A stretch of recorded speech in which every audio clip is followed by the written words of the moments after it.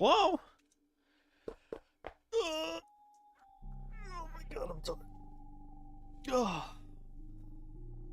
Oh. So Dusted is currently not gonna be here right now. He might be here later. But yeah, for now I'm just gonna do some crap. Um I don't exactly know what I'm gonna be doing today. I guess I'm just gonna keep working on what I was working on. Which is just drop table stuff. So like loot table, which is basically done. I just have to like have it interact with the game now. So yeah, that's what I'm doing.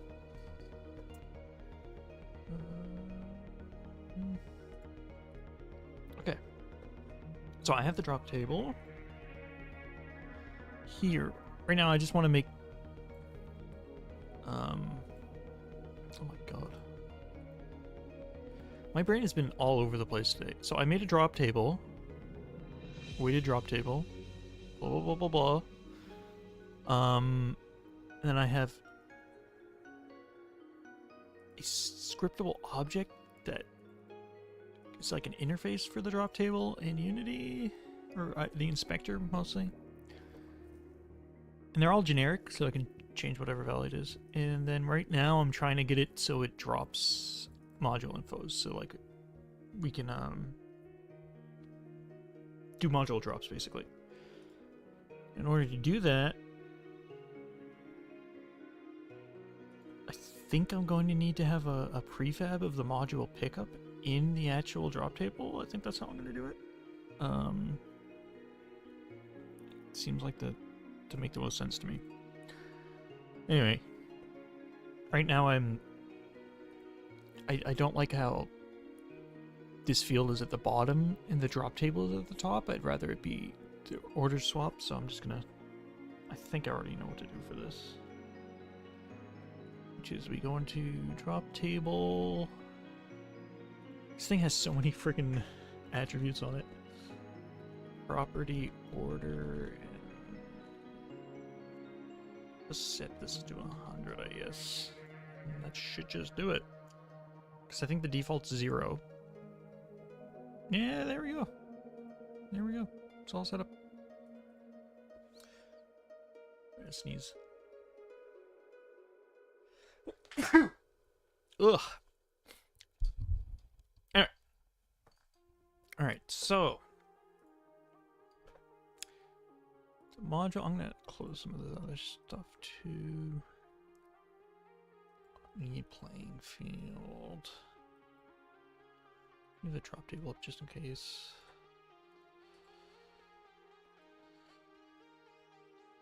So, actually, I might have to use. No, I don't think I have to use poolable object. The modules, we don't pool the modules, I don't think.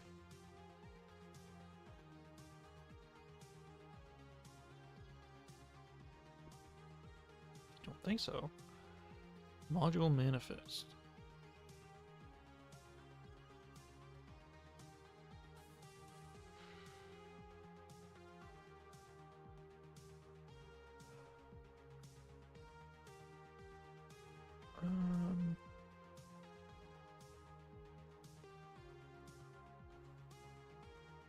Look at this for a second.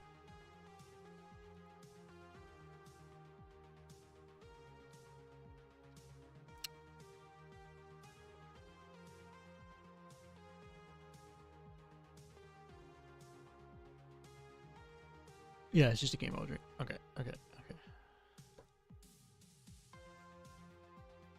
This might not be the best place to put module drop table. I don't know. I can mess with this shit later. But yeah, that should be just a game object. And then I guess what we would do... Oh... No, actually, this probably does have to be poolable. Because the actual... they're pickups.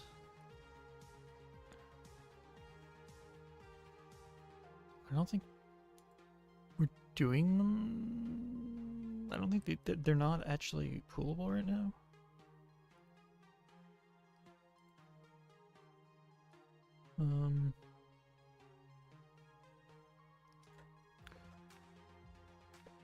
Spawn system.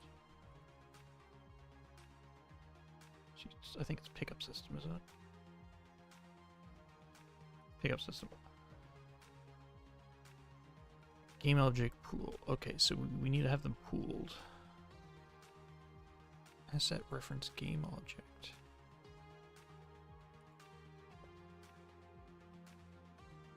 I guess this actually might be a little more complicated than I thought it was gonna be. I don't think it's gonna be that much though. Pick up. Crude. Go to content again, and I look at crude. What is it? As a pullable object script and a crude pickup script. Okay. I don't actually seem to have any. Oh, we do have. Okay, they're already pullable. Okay. Perfect. I don't know why I'm reordering them. Whatever. Okay. So if they're poolable, this actually needs to be a game object pool. Whoa. Game object pool. I think I also have to modify the pickup though.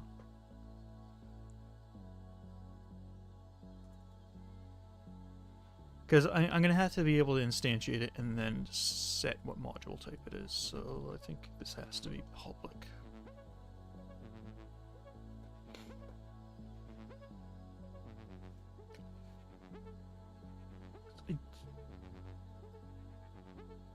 Yeah, because it should be random every time.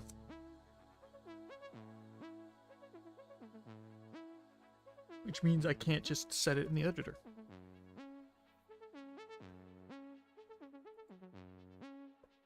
Okay. Content.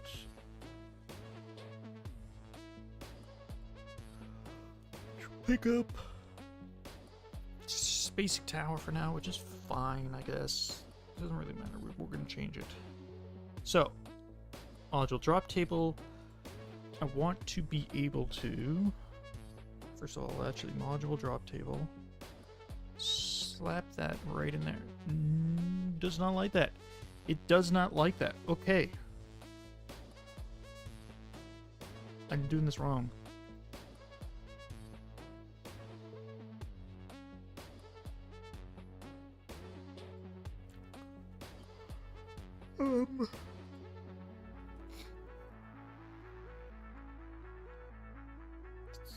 Or did it not update? It should have updated.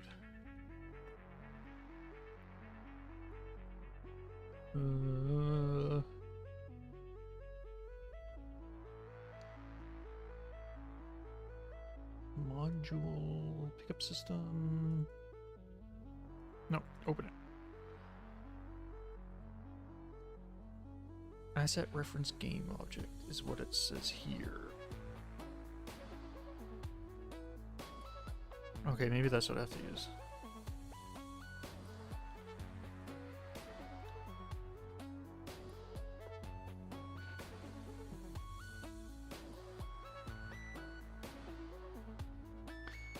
Drop table, we take the module pickup, and there we go. Okay. I don't exactly know how to work with the pools, to be honest.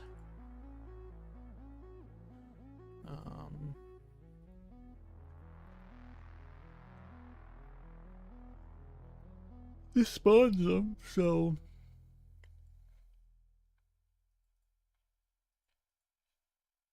creates a pool.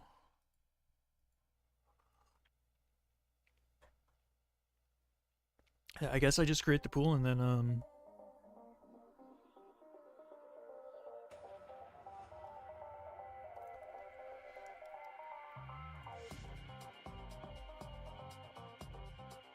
Oh, and then it goes spawn system.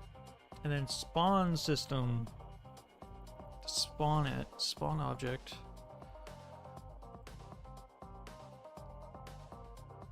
Game object pool.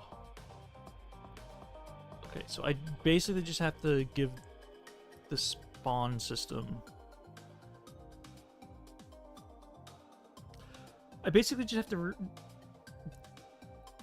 return a game object pool.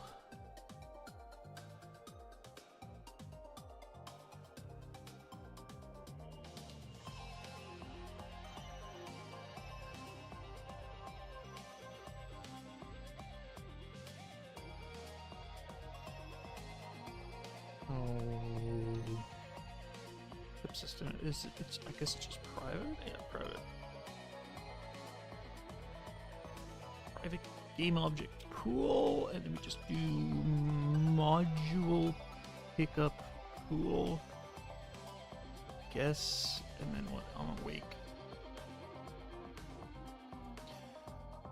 Oh, this is a system.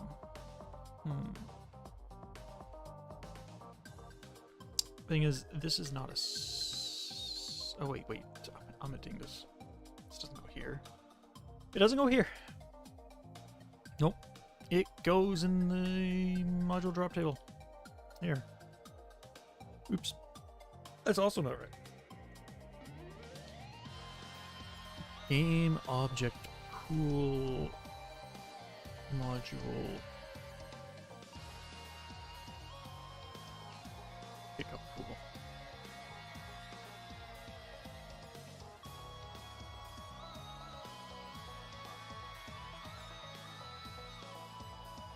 Am I gonna need to make a system for this? Like a, I may need to make a system. I may need to have like a drop table system. And then it manages all the drops.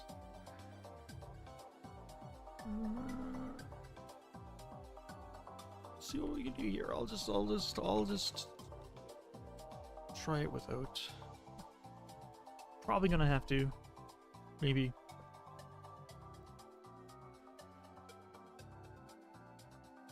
Don't actually await in this.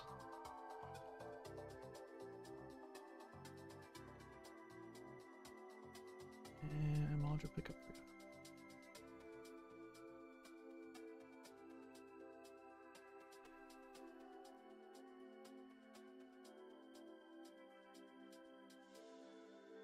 Huh? Game object pool. Get share pool. Get shared pool warmed. What does that return? Task. Okay, I might have to wait it, but no, it doesn't like that. Private async awake? Can I even do this? I guess I can. Okay. I don't know if this is gonna work. This seems wrong. 1 second.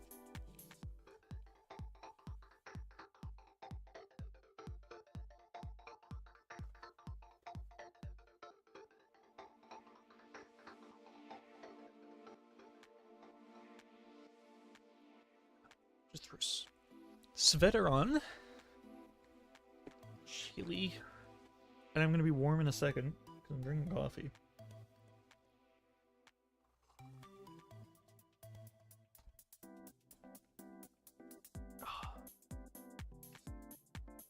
Yeah, I don't know if this is gonna work very well, but and then we can have a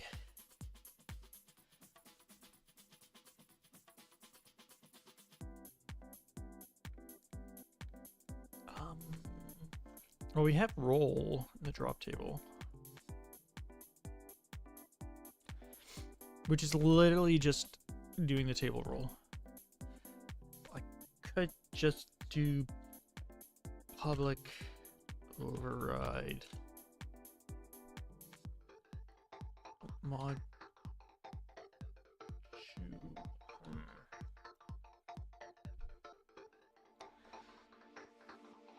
Roll returns just the module info.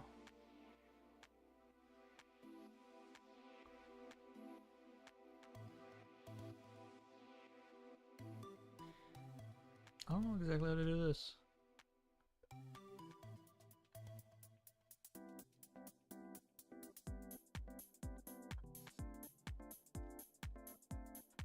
I'm actually not sure if I want to do the pickup stuff inside here.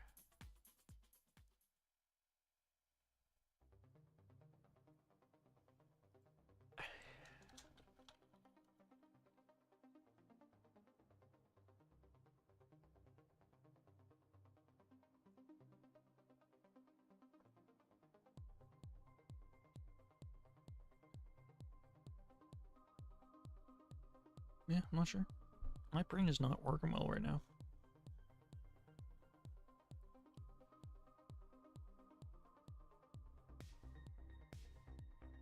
Spawn a pool.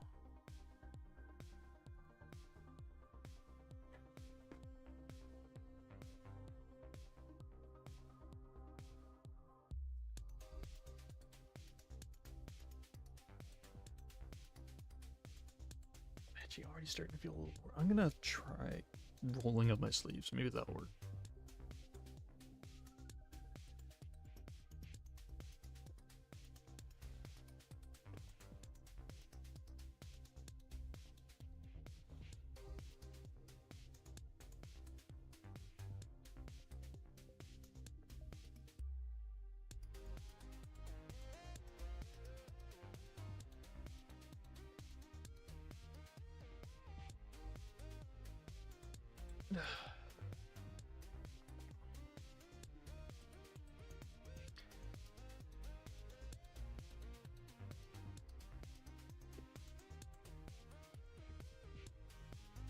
I don't think I should. I don't think I should do any of it, but I think this. I don't know. I don't know. Something. So basically, I think I should have a drop table system, loot drop system, or something. I don't know what to call it. Because there should be a unified way to grab loot. And all I can just do is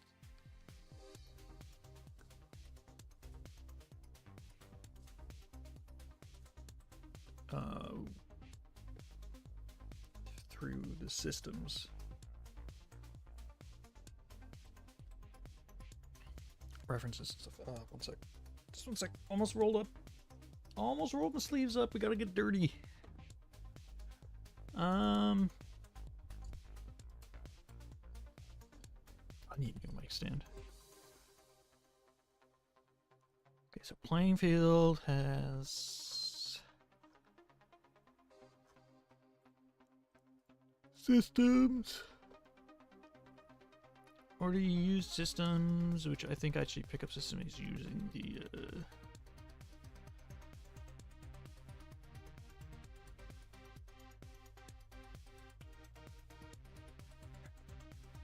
okay.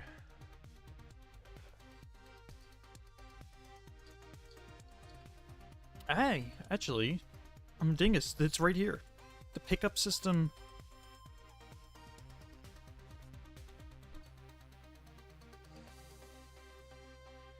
We'll have to change some things, like I think this entire system's gonna have to change anyway, because we're not really doing accrue to scrap the same way. And right now, we're actually only using these once. Spawn it and spawn random, you only use once.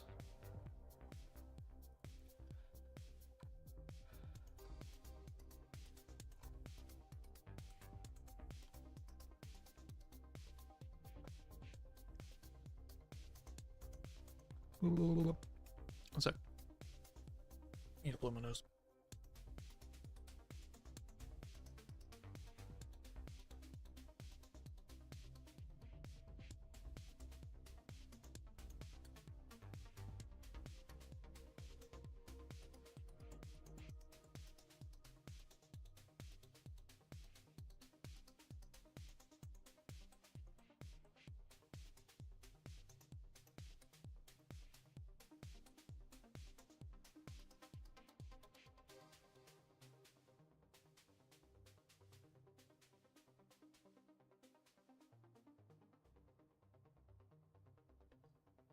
I also wanted to see something because Dustin put in.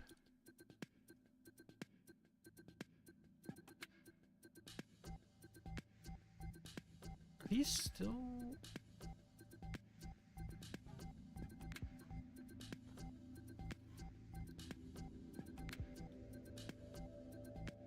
I guess they're still part of packages, they're just not submodules. Okay. You change the submodules to not be submodules. Whatever. Wait.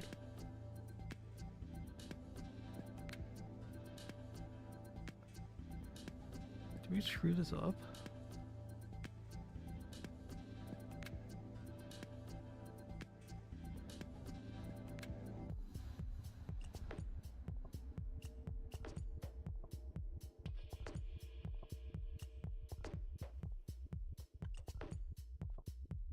Oh no. Alright.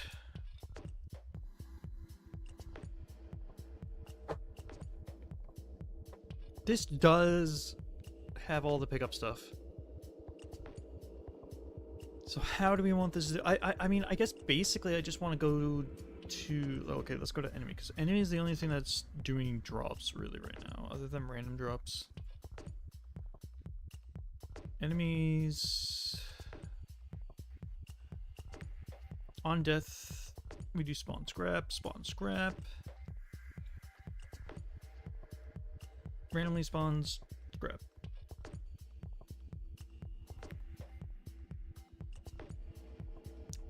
There's about a 50-50% chance. Hello, Elf Thorn Omega. Worm.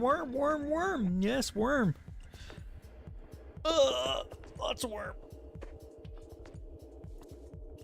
We are doing drop tables. Do you know what a drop table is? You probably heard it before. In games. I'm trying to... I mean, I have one working. Where is it? Here's a good... Here's a test drop table. And it just spits out... It's basically a weighted drop system. Or, like, loot systems. Like, where you send database entries to die, that kind of drop... No, not that type of drop table. No, we're not dropping tables here. No, that's... Whoa. Calm down there. No, we're doing, Just remove the scene. It's like a loot drop system. Like, you know how, like, a loot, sometimes you want to drop a more rare piece of loot than something else? That's what this is. So, in this example right now, I'll show you again the table. Over here. Yeah, it's a loot table. It's... I mean, the way I wrote it, you can use it for anything. It doesn't have to be loot. It's a generic.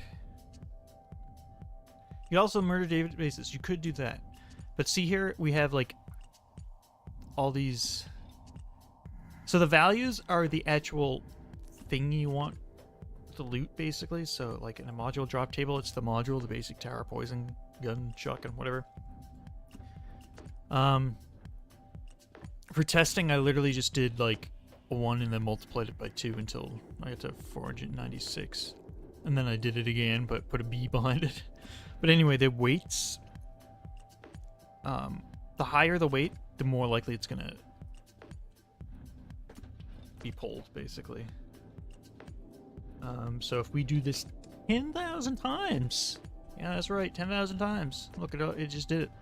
It did all of that 10,000 times in, like, very quickly. Out of those 10,000 times, over 6,000 times are both these values, which is what we want. So the majority are the ones with the highest weights, and then stuff like 1, like, actually it pulled 1 twice. That's pretty impressive. Here's one. 1B was pulled once. So actually, 1 was pulled 3 times. Interesting. But that's sort of 10,000 pulls.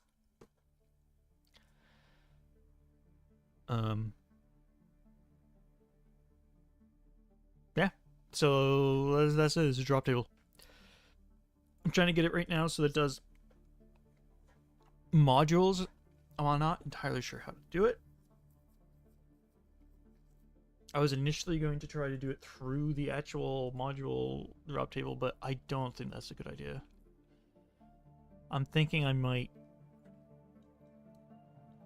Probably not good. Look, I have a pickup system here that already manages pickups, and that's what this is. It's to spawn pickups, to spawn the module pickup.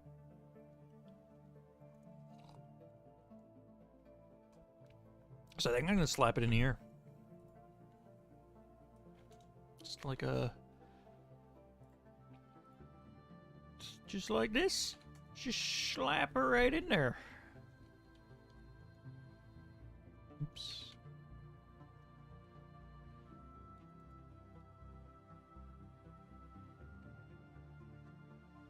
We need a pool because we pool everything because we love pools. It's a pool party here all the time.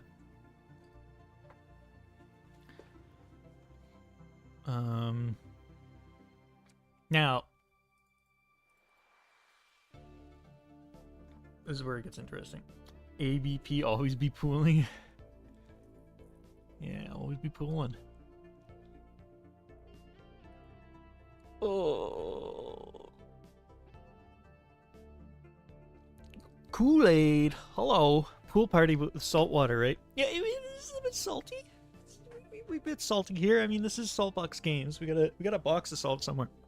Also, technically in our game, this first like area,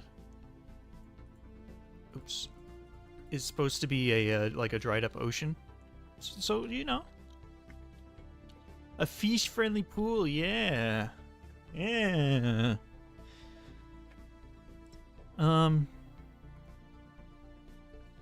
Just ignore all the just ignore all that the console errors, and we don't need that. We don't need to pay attention to any of that. It's fine. Okay, so the pickup system. I think I'm gonna change this slightly. We're not gonna have currency. We're not gonna use currency types.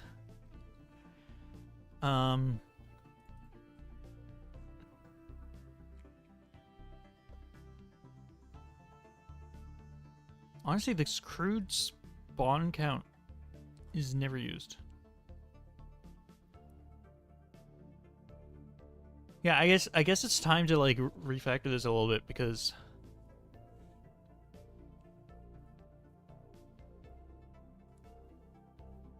this is out of date. This is out of date. This shit's out of date. Okay, I'm gonna.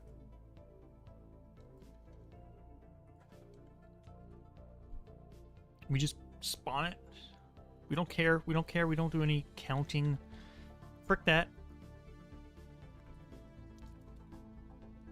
So I'm going to make a public enum pickup pipe. We'll have, for now, crude, scrap, and module. That's it. And then we don't do resource type. It's actually going to be pickup type. Pickup type. Pickup type. Pickup type. Pickup type. Pickup type everywhere. Everywhere's a pickup type. It's all a pickup type.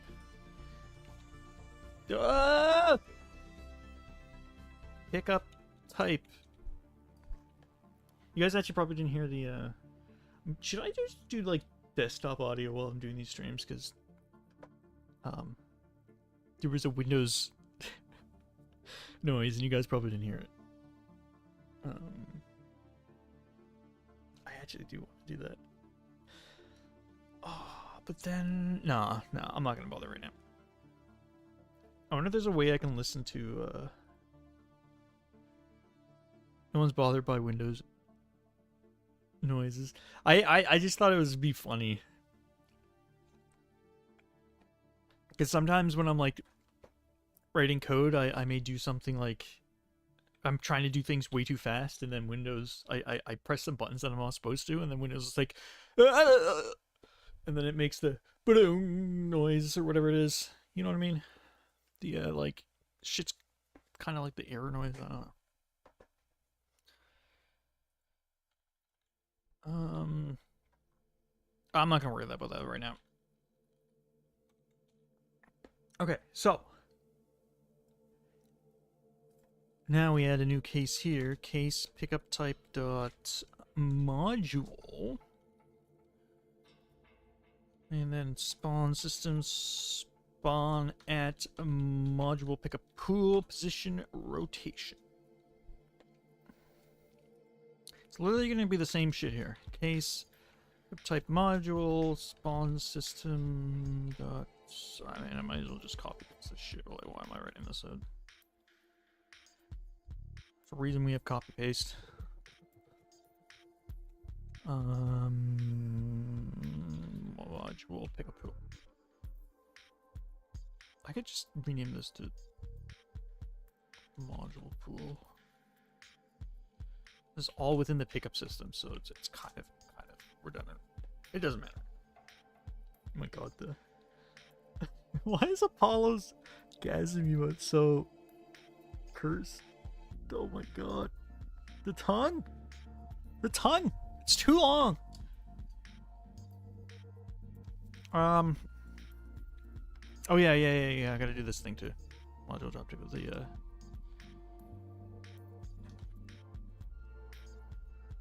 I gotta do this thingy.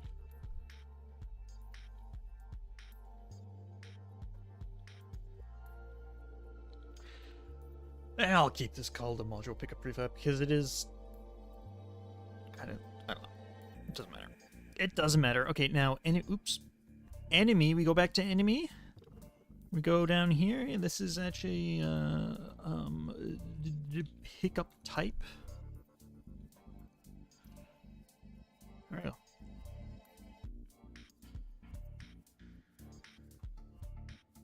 Now, what I wanted to do.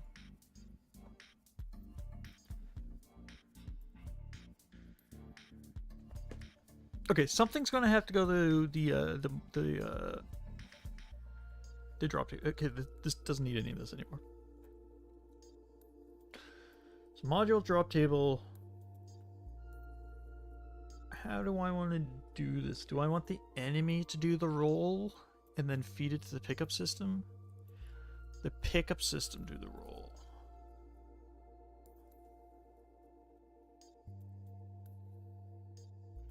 Actually, there's also the issue of how the hell do I get the information into the poolable object?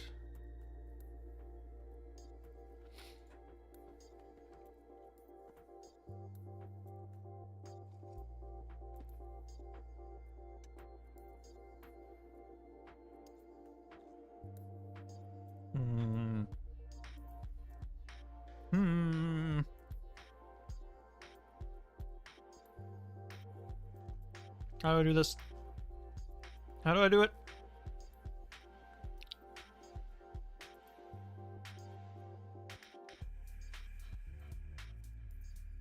I think I have to go into here and then find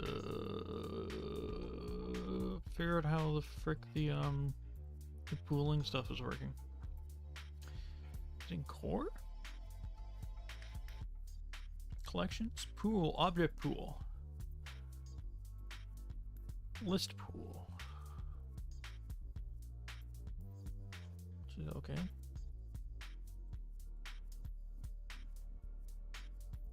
Nope. None of the development. I should probably just do this. Go over. Yeah, where's that actually being spawned right here? So we take the pool, game object pool. What the heck is this? Oh, it's in Diesel Room Collections. Oh, okay.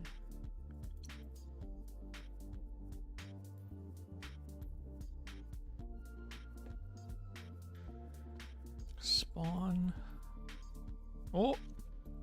A bot has been murdered. 07 for that bot. Um.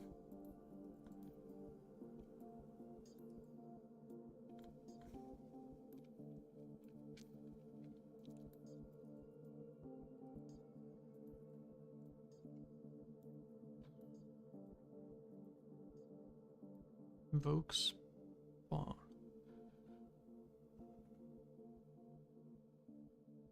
Poolable. Where the frick is poolable? Where is Oh, we do out poolable. Inactive. It's a stack.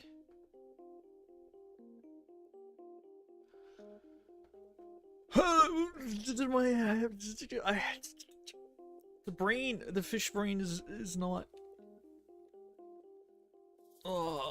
Code in the fish brain is sometimes they don't like each other.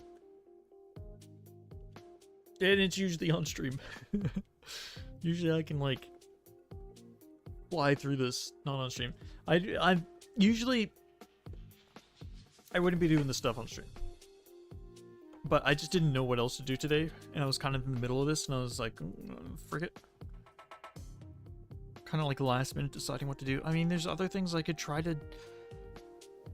The only other thing I have on my list really is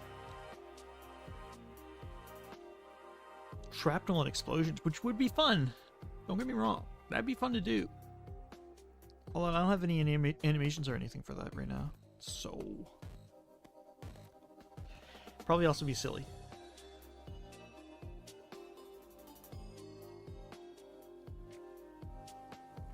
No, I might have to modify this to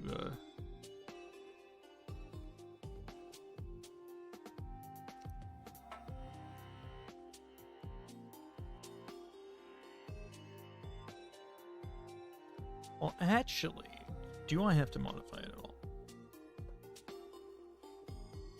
We spawn the object. And pooled objects.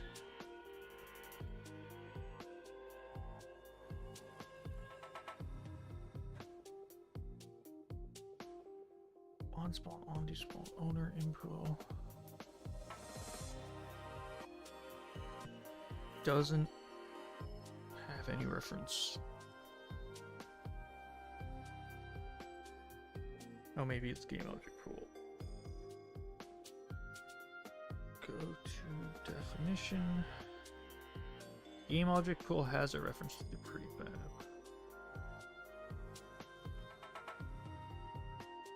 Wait, is game...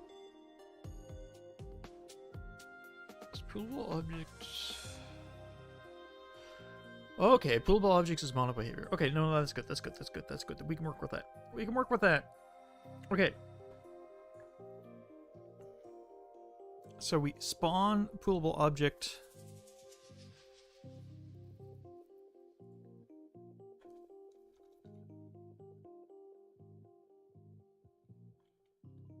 Okay, so when the type is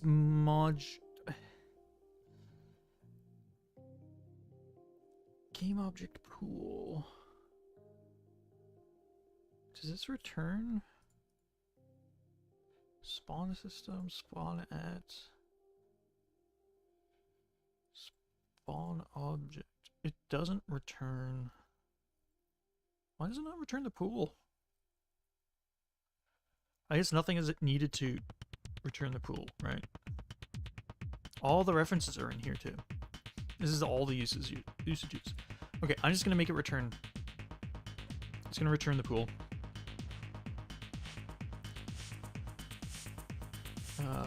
Poolable objects. Turn null. And then return this. Boom, bada boom, bada bing. We now will have a poolable object over here. Poolable object module objects. Okay. Okay. Now what we need to do, let's go. In the playing field, I have the module drop table, which is this thing over here. Has all our modules. We have the weights. I don't know if these weights are gonna be what we want forever, but it's what it is. Basic tower is basically twice as often as shotgun, and then poison tower is half as many times as shotgun. Basically it right now. Whatever. A pickup system, we do playing field dot modules.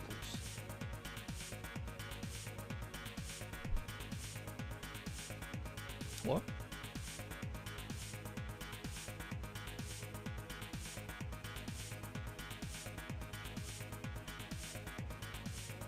First of all, this has to be instance. Module drop table. Oh, it's not static. It's gotta be static. You gotta be static. I also don't know why this one wasn't static. I don't know how that. Oh, it worked because I was okay. Yeah. The only other time I was using it was in here, which is just it's a partial class, so it has references. Oh yeah. So, module drop table should have reference to it now. Module drop table dot roll. We're not going to remove it. Module info. Module info. You need to be using modules. And then we do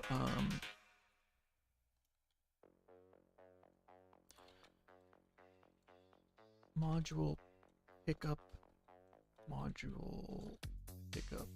equals object module oh my god, so many module this, module that, module object dot get components module pickup, and then module pickup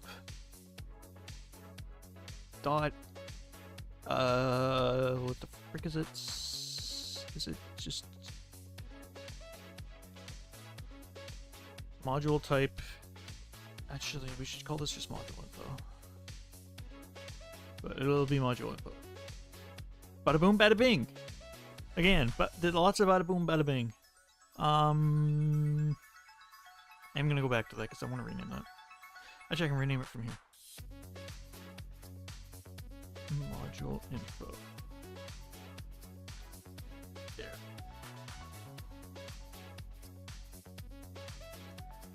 So basically,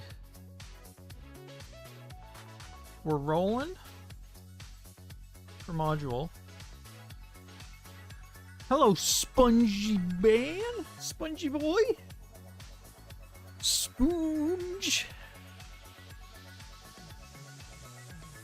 Ugh. Okay, I'm making progress. Hey, actually, I thought this was gonna take like. I thought I was almost done, honestly, but it seems I'm not.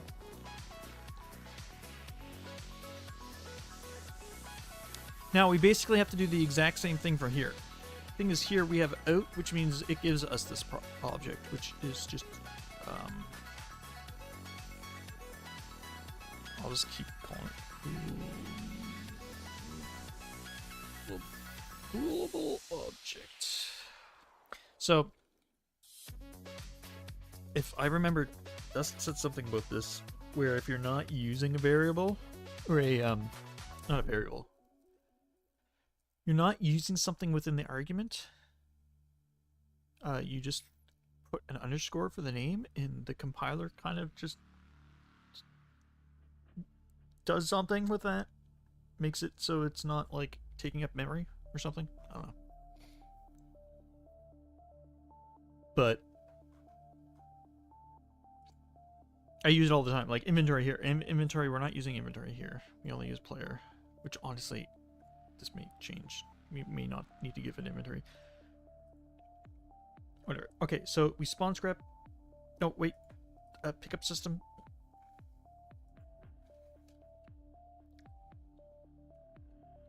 Okay, so this should just drop a module. So it spawns a module object, and then we basically just set its module info. I'm gonna recall this, rename this to just global object because that's what it is. Whatever.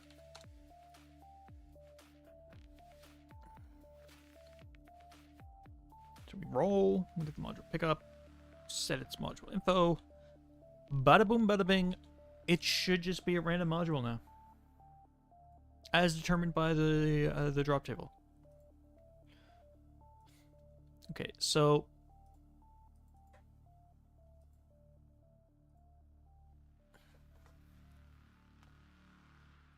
I'm gonna rename this to spawn drop. 50% chance for the drop to spawn. Out of that,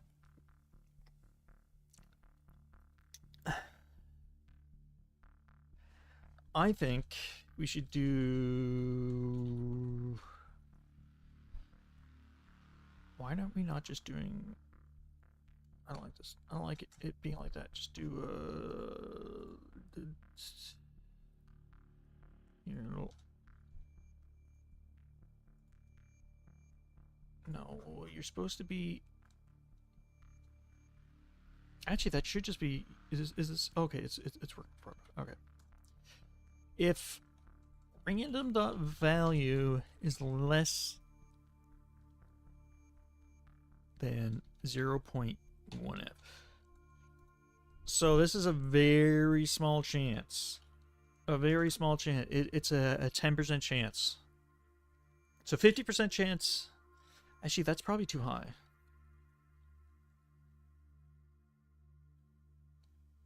Okay, I want to. The thing is, I want to actually see this work, so we're just gonna make it for now 50% chance. This might be something we want to make a stat or something in the future too, so we can modify it on the fly.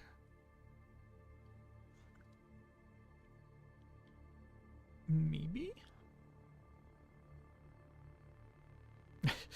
This may look stupid that it's I'm doing random value is less than 5, and then I'm doing it literally again. But trust me, there's a reason. There's a reason for me literally copy pasting the code like that. Okay, so we'll do pickup system.spawn at pickup type dot module. Actually, we just copy paste this. Stop typing things when I can just copy paste. Why? What am I doing? What am I doing? What am I doing? Just copy paste the code. That's all you got to do. Okay. So, half the time an enemy dies, it'll spawn loot, and half the time of it spawning loot, it'll spawn a module, which is gonna be. I feel like this number's gonna be a lot smaller in the future. It'll probably be like 0.05 or something like that. Because we don't need to do it. We don't want these modules to spawn all the time. But I don't know. We'll see. Okay. I think that's just it. Now I just have to go to the pickup system and set this. I think that's it. I think it might be ready. I think I might have done it. Pickup. Oh yeah, we need scenes, playing field, contents.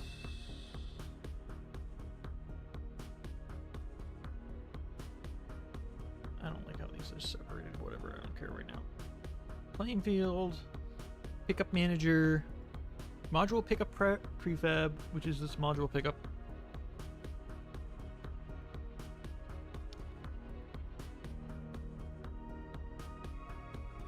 That should be it. Praise, dear God, Lord heaven, let this work first time.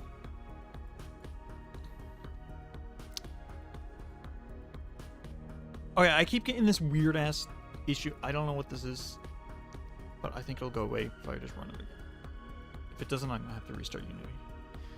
I don't know what that area is. I need to talk to, yeah, I need to talk to Dustin about it. I keep meaning to do that.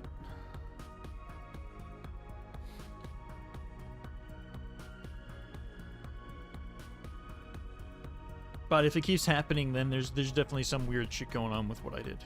But I'm pretty sure.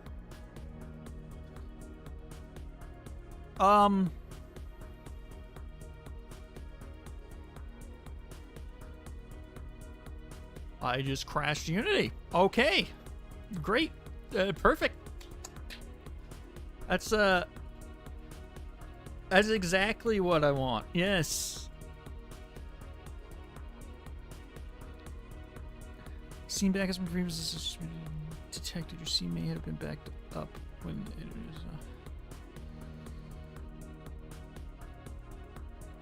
was no? That was weird.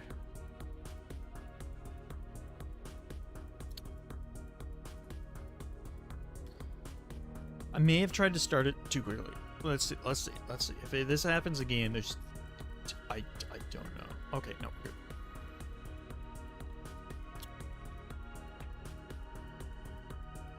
Okay, this is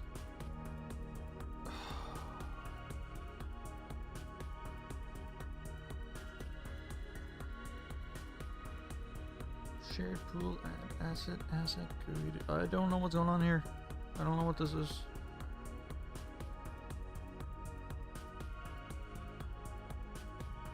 Pickup system 430. Okay, so it's trying to.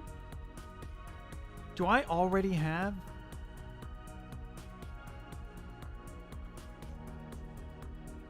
I must already have a pool somewhere. Object spawner.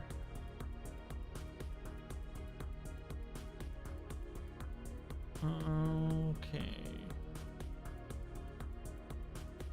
I think I actually know what's going on. I think the pool's already created somewhere else, and then I'm trying to like recreate it.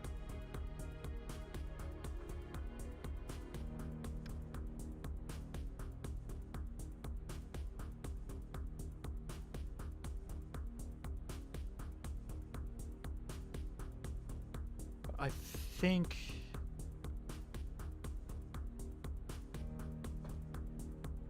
all I have to do is delete the module spawner from these, hopefully.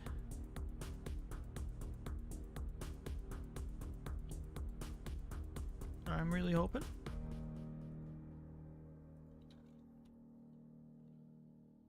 Why am I flipped around like that?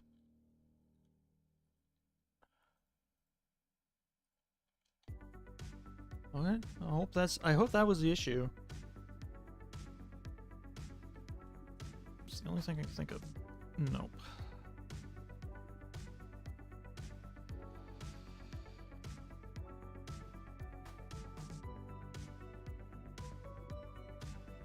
It's not good.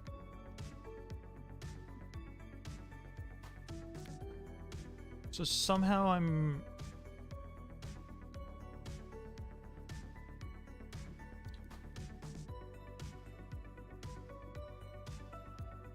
Uh-oh. Uh-oh.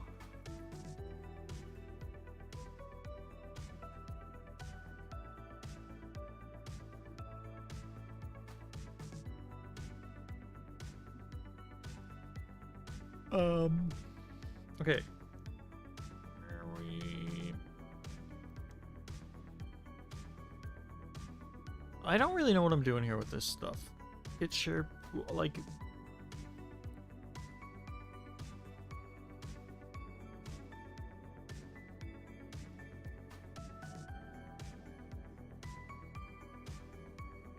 Am I using module pool in both of these? I am.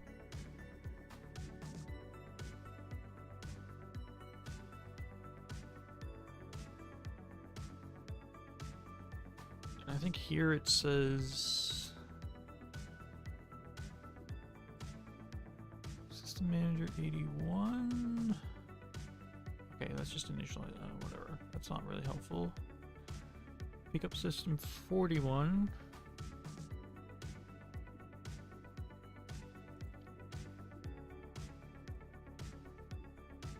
What? That's crude.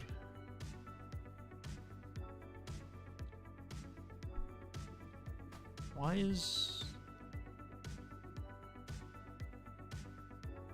Bro, I don't know. I'm doing something wrong, and it's... I just don't know if I'm doing something wrong. I've been having this same issue.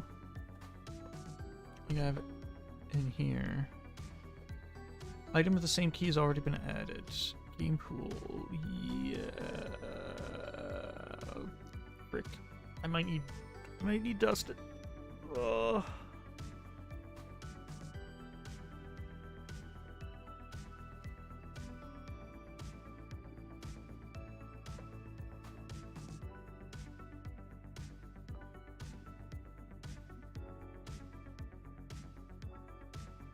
Enemy system 32. Enemy pools.add. Wait, what? It has to do with the enemy pools? But I didn't mess with the enemy pools. Huh?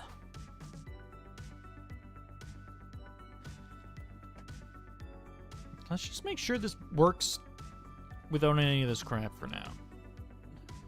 Okay.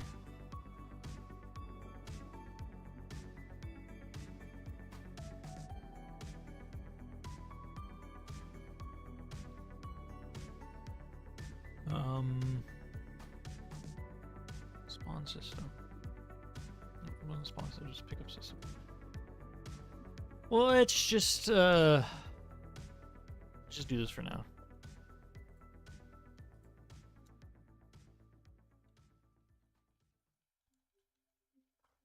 Let's see if it just works without it, because was it a change I did, or was this... Recently, Dust removed the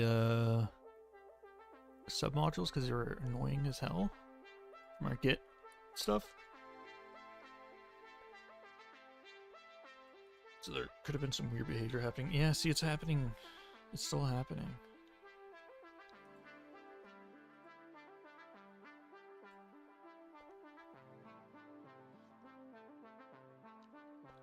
Alright, let's close it. I mean, I literally ran this not that long ago when AlphaThorn joined. So I don't know why it's happening now, but obviously it's weird because it was happening randomly before. Okay, see, it's working now. Now it's working.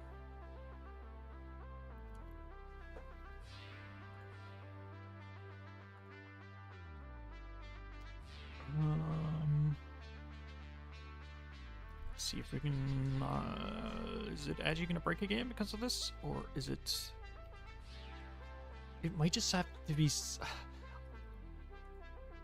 My Unity is a bit messed up anyway. Like, look at all the look at all the warnings I get. It's a little messed up.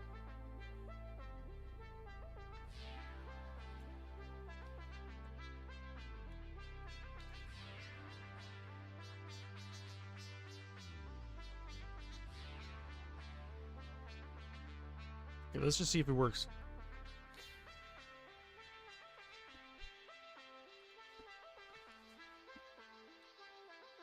Please work, please work, please work, please work, please work. Okay. Yeah, I don't know what that error is. Dust is really good. He's got to fix it. He's got to fix it.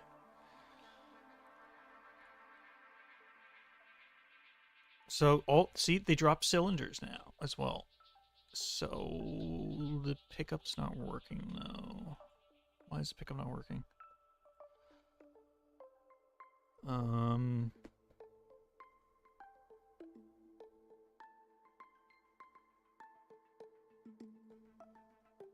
Hello?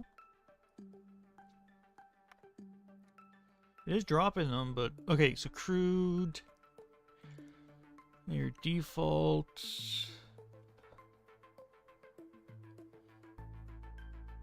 Module pickup. There, default.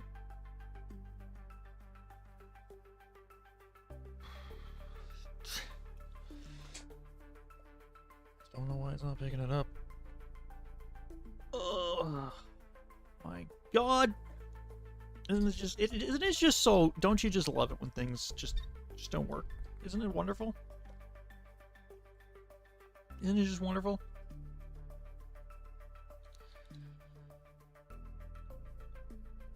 Like, why isn't it working? Why is it not picking it up?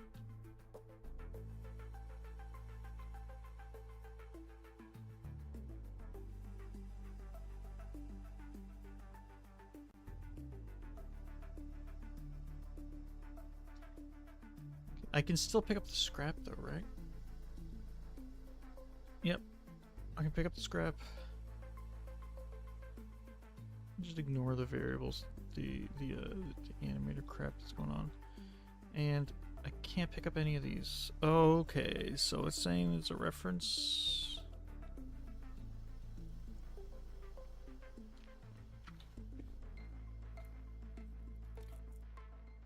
So what is it exactly saying here? So we're getting an OLED. 72.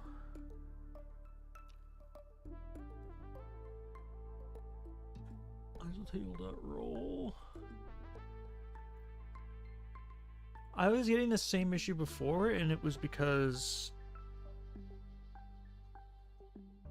the drop table wasn't initialized, but I think it is initializing. I mean, I only have 2 drop tables, and they're both... We got 2 initializing drop table debug messages, so that means they are being initialized.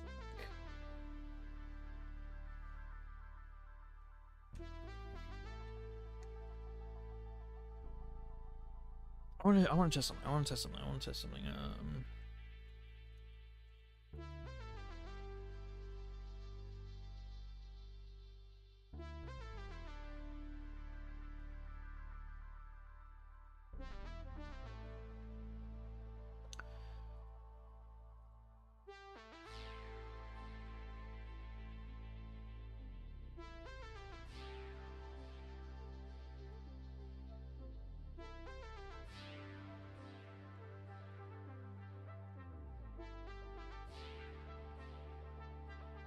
I'm gonna try something. Drop table. I just want to. I want to get the name of the drop table and make sure. I mean, it should be working. This is useless. Whatever. String. Drop table name. What's this? Dot get type dot name, and then drop table name. I think it's probably just going to be a drop table both times, but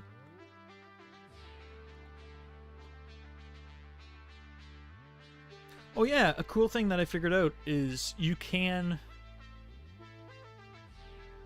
I don't know if any of you remember, I was having issues with. So when you change code in the editor. Or in here, the editor automatically reloads, like once you go back into it.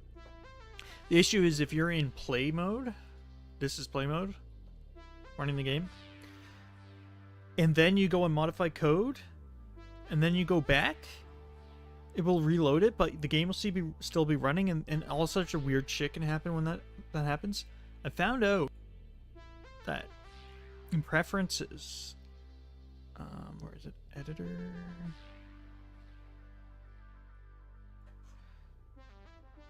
I can't remember where it was. But I found out that yeah, here it is. Script changes while playing. Nope, you can set it to recompile after finished playing. So now it won't recompile until I stop playing, which is gonna save me a huge headache because I am constantly forgetting to stop the play mode. Like I look at an error and then I click on the error and then I go to the thing and I'm like, oh, and then I start changing the code and then I come back here and it's still running and It's annoying. But this way, that won't happen anymore. So, thank God. Okay. Let's see how this thing, it actually should already have messages. Oh, cool. It does give the name.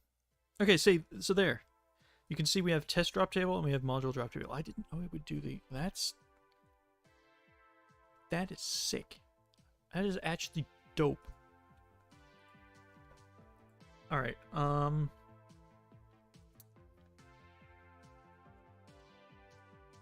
actually just gonna slap it in like this because I don't want to. I don't know. It's cleaner. Okay, so it is being initialized. Let's take a look.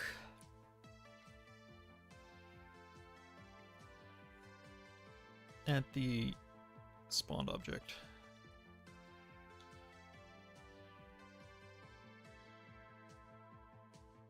Ignore that animator shit.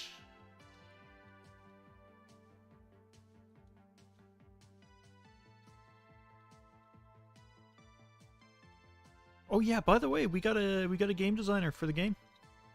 We got a game designer. So they're gonna help us actually like figure shit out. Okay. Let's go and take a look at this thing. So this is just the cylinder. Where are we? Module pickup data. Why is it null? Why is it null? Like I said, the last time this happened, this wasn't it wasn't being updated properly. But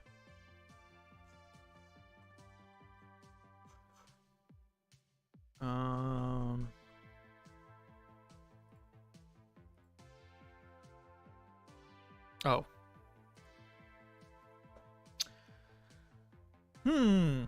You know, maybe the playing field needs to have a reference to the module table. You know, maybe it needs to have reference to it so that I can actually maybe, you know, maybe it needs reference to that module table. I'm just saying. Oops, this isn't gonna work. This is gonna.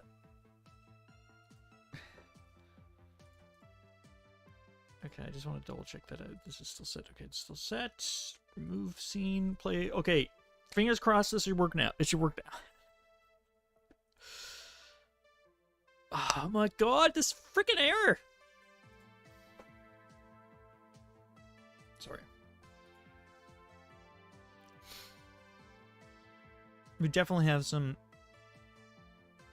issues. I mean, it's not like we've always had issues. We just okay. Please do not do it. Oh my god, why are you crashing again? This is bad.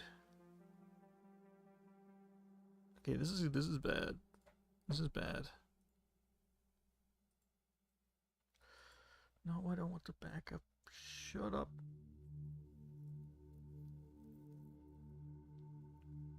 I'm definitely gonna have to get Dusted to figure that shit out. I for the longest time it was just kind of annoying because sometimes it would happen I have to reload Unity, but now it's like breaking it.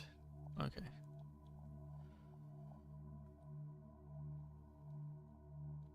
Okay, it dropped a module.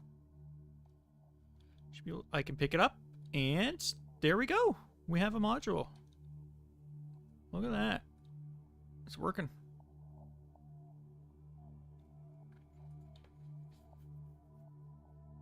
I want to make a slight change the UI, actually, believe it or not.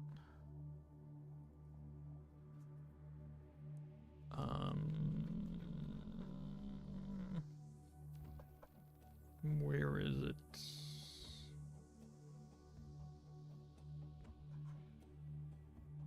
Item UI prefab.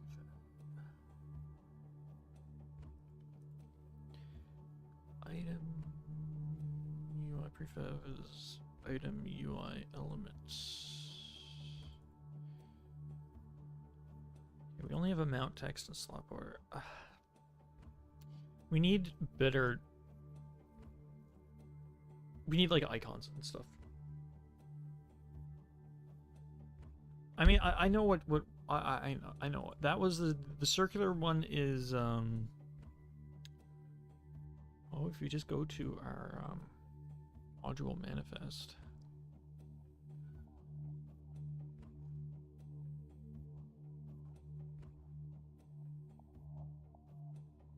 Yeah, here.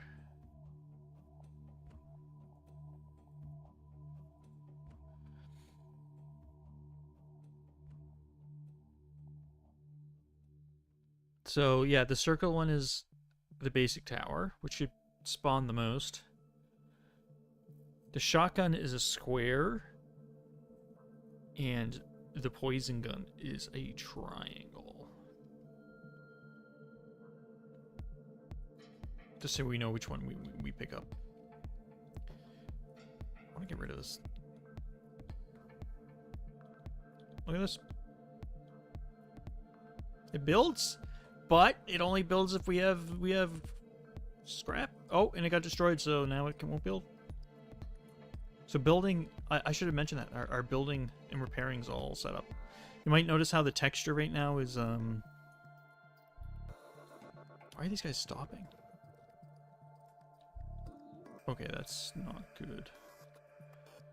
Okay, let's see. Okay, so we got a poison gun and we got just the basic gun.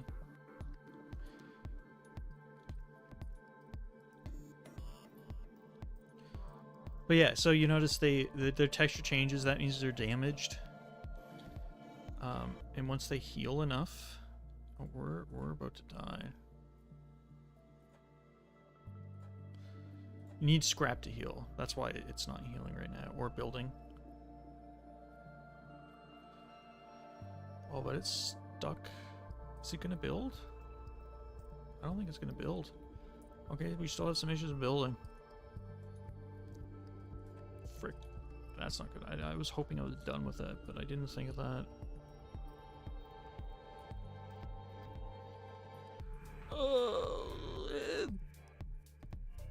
Thing is, the drop table stuff is working. That's what's important right now. See?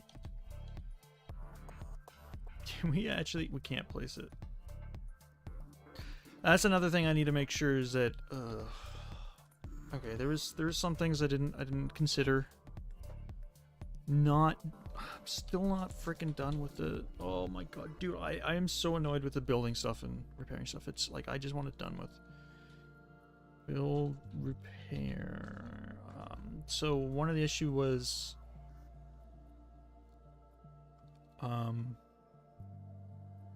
if building stopped due to lack of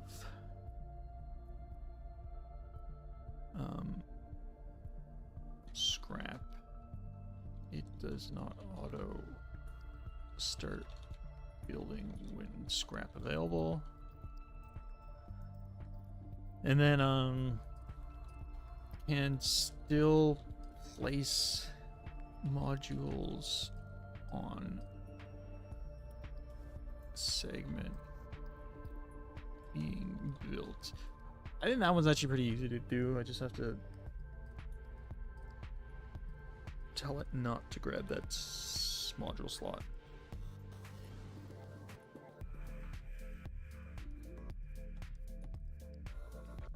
Oh, there's gonna be some weird.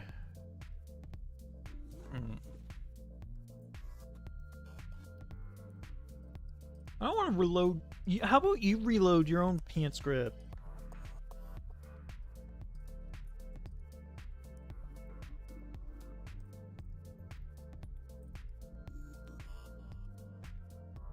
Hello, Dusted?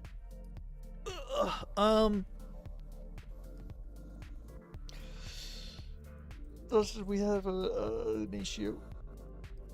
A couple issues.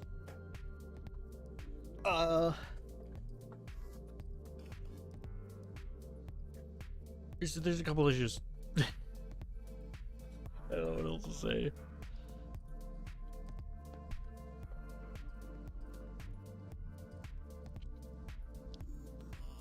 Yeah, I'm not sure if it will happen again. We'll see. Please. Nope, it's not happening.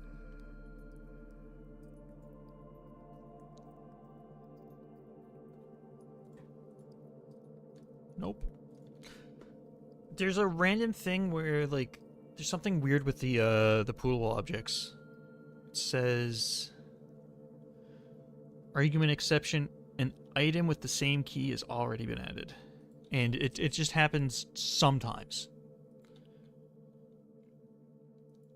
It was being really bad today, actually, because, like, usually I just have to restart Unity and it goes away, but I would restart Unity and then I try to run it and Unity would crash. But then it would be okay after that. And yeah, it doesn't happen all the time. It happens sometimes. This has been going on since this has been going on for a while. I keep meaning to tell you about it, but I even have the line number here from the error, but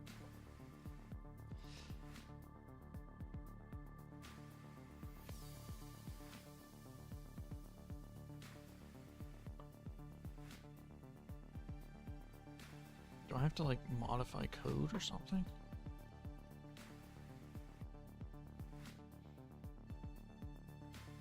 I mean, there's also the VFX thing, but you said you were gonna fix that already. Kind of already know what to do for that. I don't know. It's not. I think I might have to actually change code a little bit more.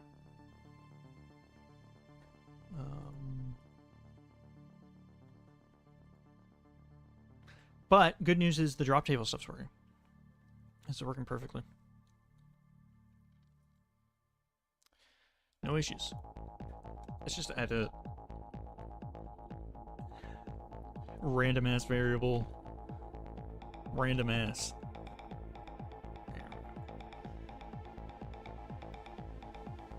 I'm hoping maybe, I'm thinking maybe it happens when recompiling the script? Probably start using Hack and Plan again? Yeah, maybe. Nope, it's not working. Yeah, I'm thinking the same thing, because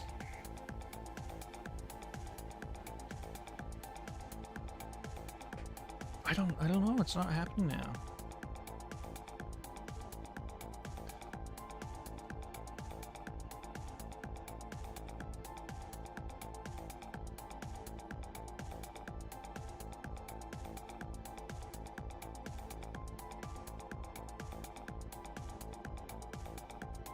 So anyway, the drop table stuff. So yeah, that's an issue for you. I have an issue I have to do, which is there's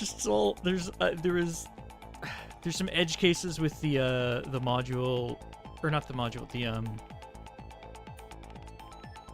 oh my god, the build repair stuff that I wasn't thinking, I didn't know about. One of them, this is already built. Or it's not built yet, but you can still place a module on it. Well, if I had the scrap. Yeah, look.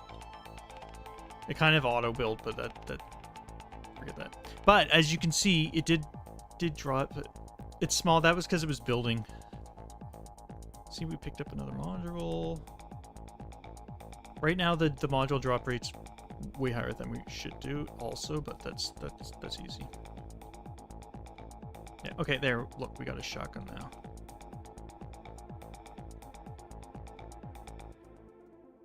A shotgun. And it's not active. Why is it not active? That's another issue. Actually, wait. Wait a second. Yeah, that thing needs to be definitely shotgun clone.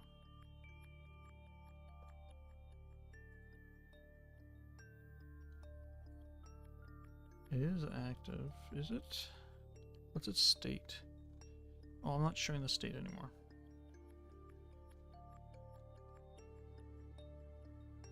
I think I'm gonna bring that back too. I had it so it would show you what the state was in the editor. But I think it was really weird. Anyway, drop table stuff's working.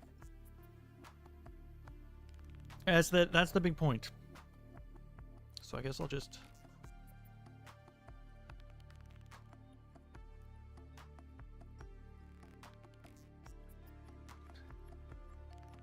don't know if I need these things.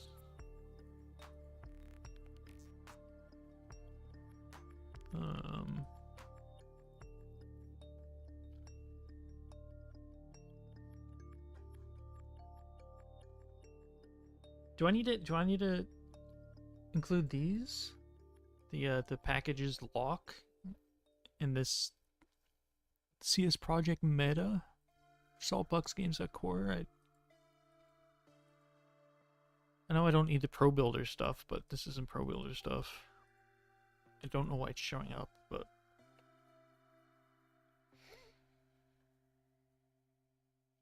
stuff is weird since we did the submodule stuff.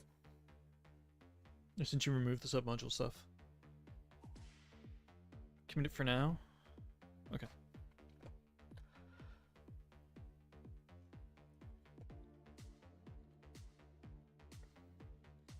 Modules.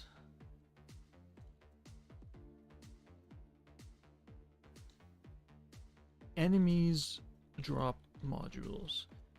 Enemies now randomly drop modules.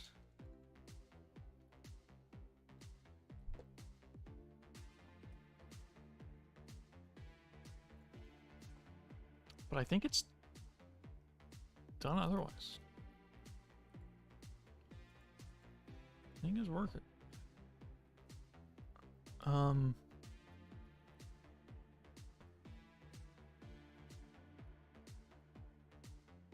Have a no drop weight too? What do you mean by that? They have to have a drop rate.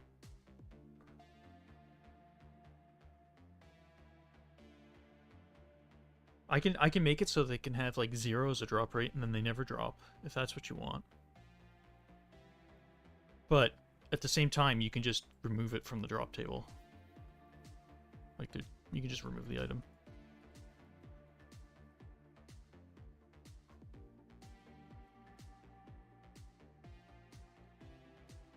So. Oh, wait for the chance to drop nothing. Oh.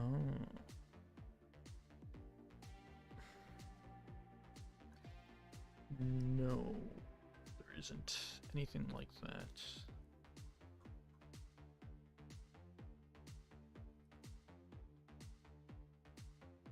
I guess I could do that. That one's important? Okay. Okay.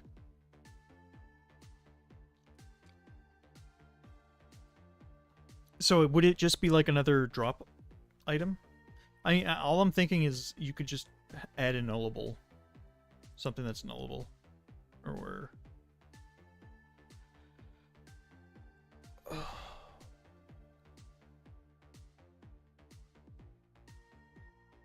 yeah, we could just add null. And then it just returns null. And then that's a no drop.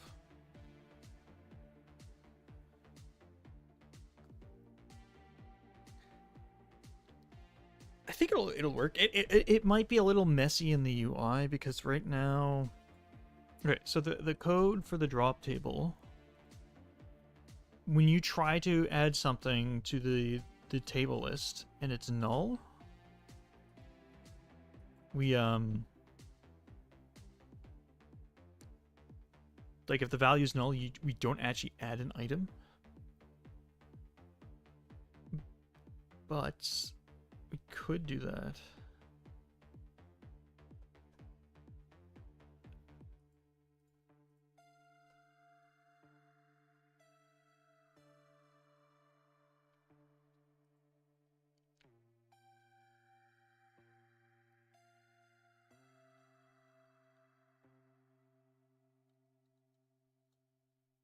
Soba.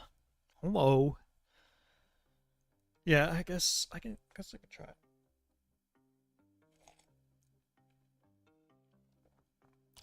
I don't even know if it'll actually accept null right now.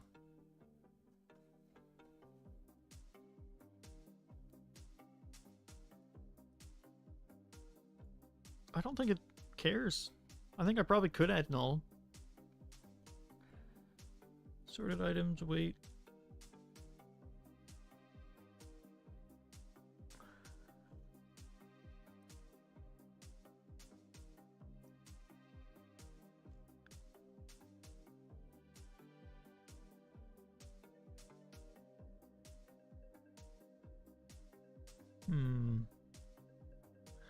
I don't think there's any. I don't think there's anything actually stopping this from. Oh, here we go. Find item weight. Search item equals null. I guess I'll have to remove this because this one is making sure that you don't give it a null value, but actually might be it. Now that I think about it.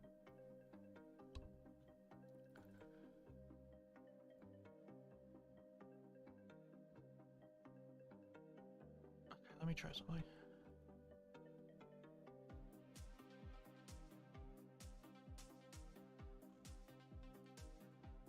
Let me just add null, and we'll make this 5,000. It might actually just work. It might actually just be, I may have just needed to do that. That might actually. Okay, test. Oops. Test. Oh. What is going on here? Well. That is the terminal helper. Why is it being weird?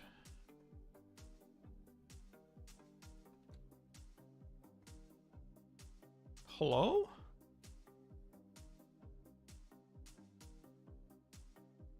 Dude, this shit's just getting weirder and weirder.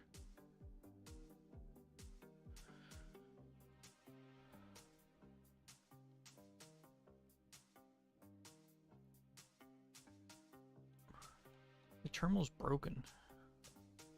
That doesn't make sense. I'm gonna restart.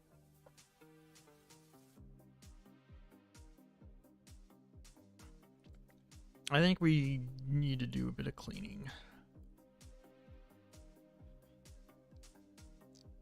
Get all those bugs. It's starting to get complex enough that it's hard to keep track of bugs and stuff, for sure. So we definitely need to do the hack and plan again with at least bugs.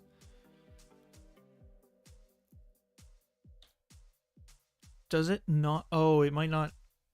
It might not work in boot. That might be the issue.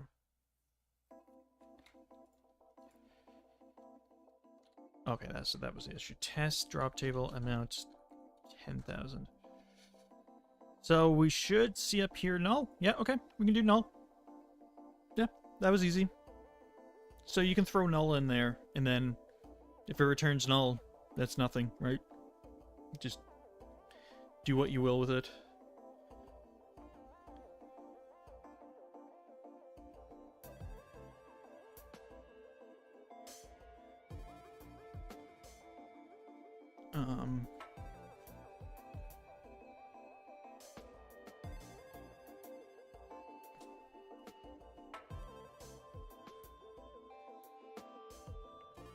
Also, I'm not sure. So the pickup system right now is where we're doing the rolling.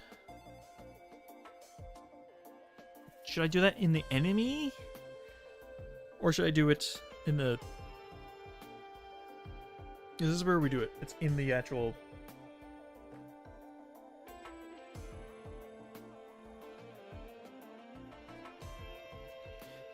I do know for sure that if we're doing this module info stuff and we want it to be null, do if module info is null, you don't actually spawn it.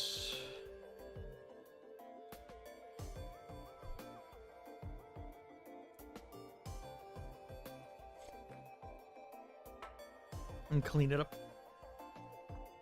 Clean up the hacking board, you mean? Hack and slash? Hacking board. The board that we hacked the board? The hacking plan. Sorry. I keep... one second. I don't know if this is going to do something, so just one sec. It might, I don't want to dox myself.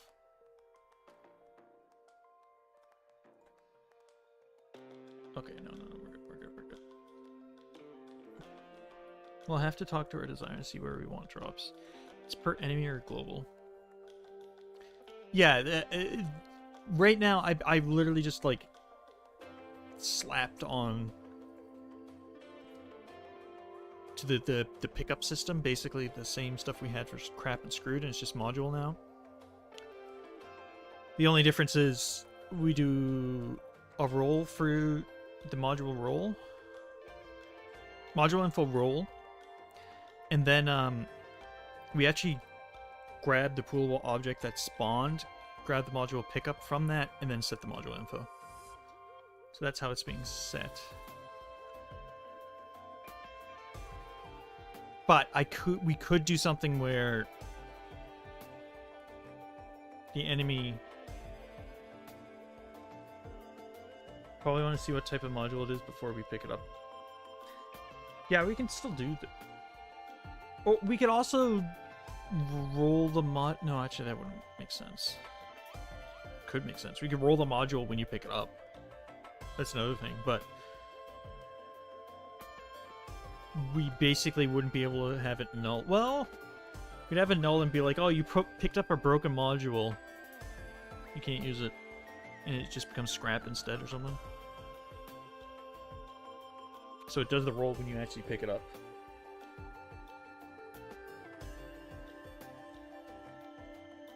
No, actually, we were going to do... No, we weren't going to do that. Never mind. Yeah. I just remembered you... I remember you talked about that before. I remember. So yeah, I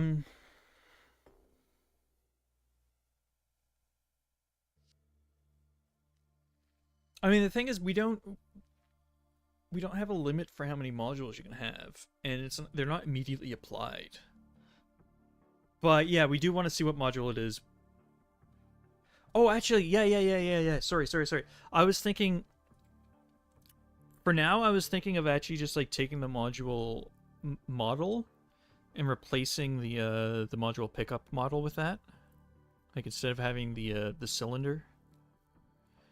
So right now it just has a cylinder, right? We could just replace this with the actual model of the module. And then it's, you know. But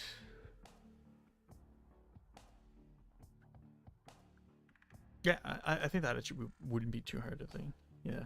Yeah,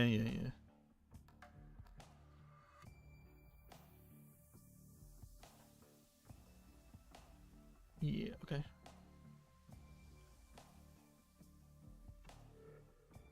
The module info has...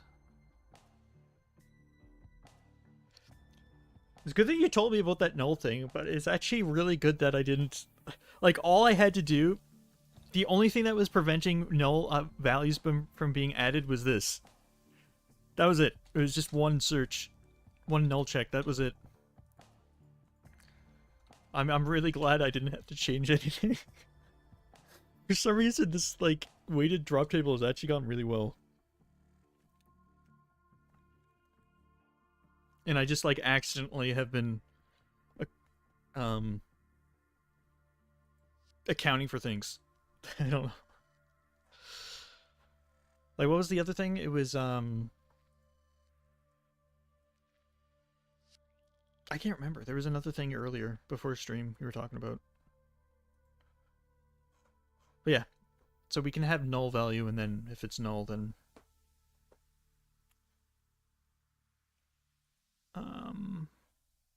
Oh yeah, there is one weird thing that's going to probably happen is when you're making the drop tables. Like, if I want to add null into this drop table, Fine, it adds it. But if I try to add it again, it's going to be like... Okay. That's not supposed to happen.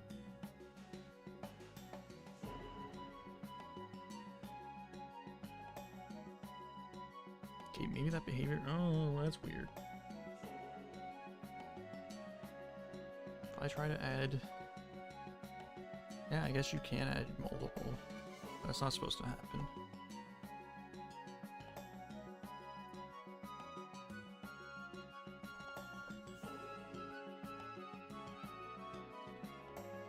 So... when... the drop tables change...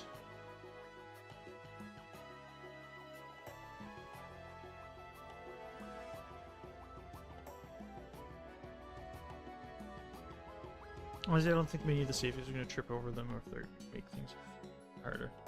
Sharder. I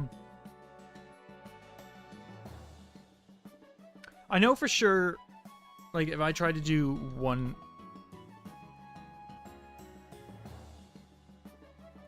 That's not good.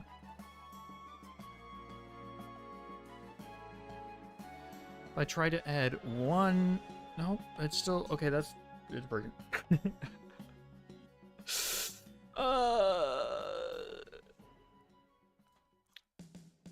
1A, it should be like, no, something's breaking here. Okay, well, like, just ignore that. I'll have to figure out what that is. It's now not liking when I try to add. Maybe it's because I was in that view? That kind of makes no sense though. No. Action executed for through an exception object reference not set to an instance of an object.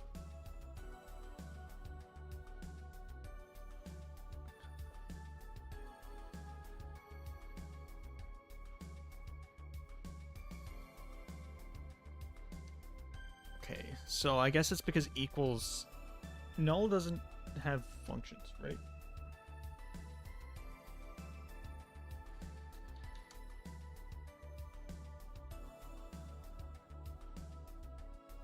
Let me look up null a bit more.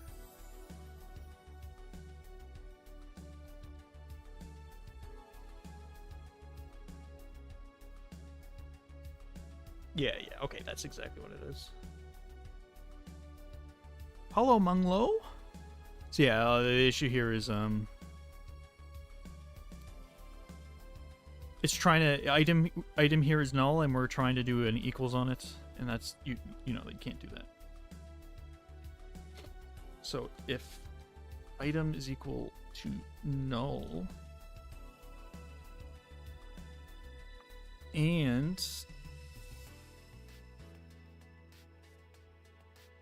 okay, if item is equal to null,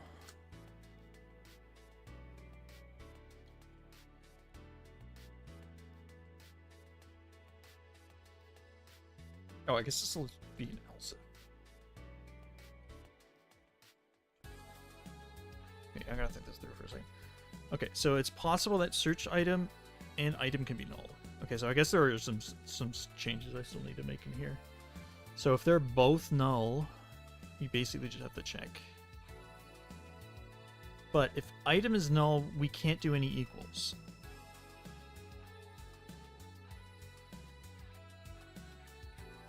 So I think we should do an else if here. Else. So if item is null, then we need to check if search item is null. Then that means they're equal to each other, which means we return the pair.key, which is going to be null. Wait. Oh yeah, no, that's fine. That's fine. The key's not actually going to be null. The key's going to be it's wait. Null can have a wait. And if it doesn't, it just continues. Okay.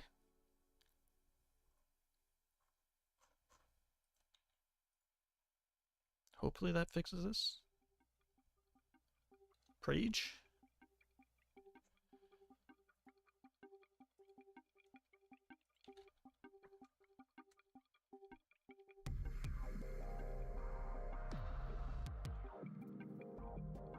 It does.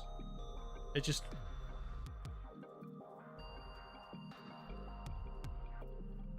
sort of weird.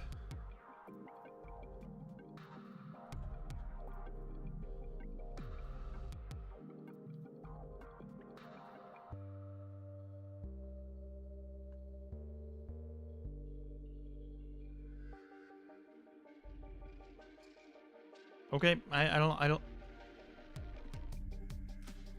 Cannot be removed because it does not exist. Find item weight. We're not doing the null thing anymore, and we are checking if the item is null and the search item is null.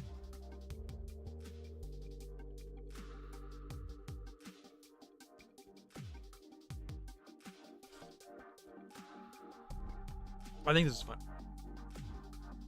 I think this will work. Okay. Thing is, if these two are null, the way I originally had the logic was that it would prevent you from actually, like, changing the value. It might still work on the test drop table. Like, if I add a value, I change this to 1A.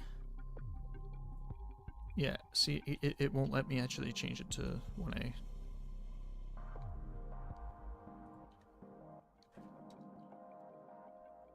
It goes back to 1. I feel like we need a better way of conveying that, though, because that's going to be annoying if like they don't know what's going on.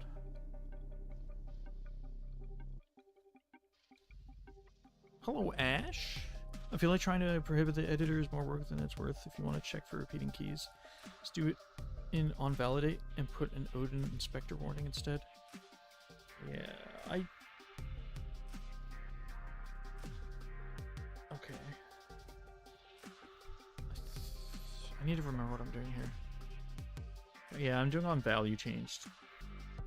I think I was having issues before because I was trying to do a lot of this stuff up here, and it was like only doing it when like drop table itself was changed, not like the values within it. But I'll try to see if I can get validating working instead. Well, it's going to still need this on value changed. I'll just also do a validating.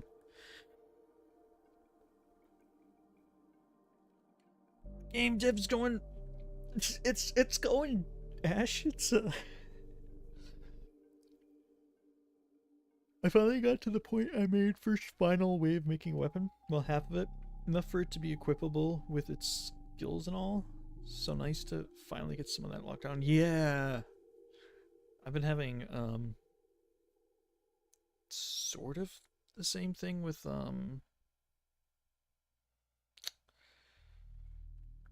our segment state stuff. I was having a lot, I spent like an entire week or more on it. Is that Unity I detect? Yes, this is Unity. It is indeed. Dusted has a lot of experience with Unity. He's an expert essentially. So, not using Unity when we're making a game kind of, you know, it does make sense. On validate, here we go.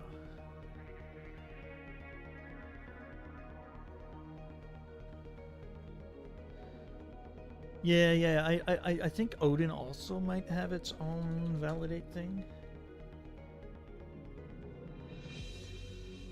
Just don't oust me like that.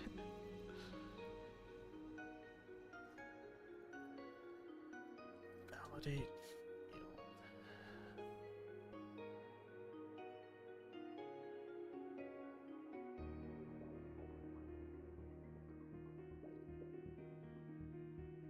Yeah, we have validate input.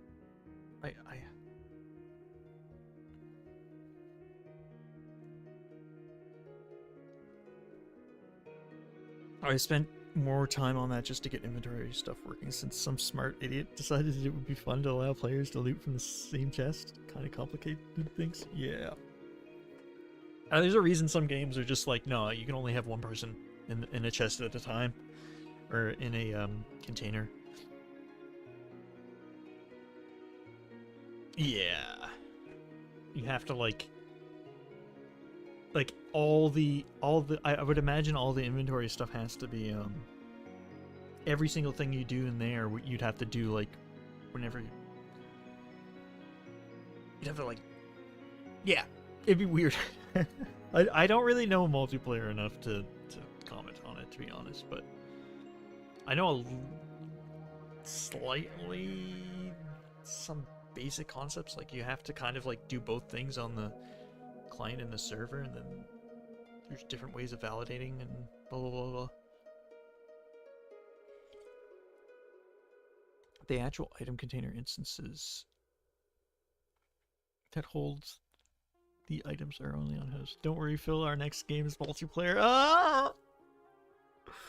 Don't tell me that.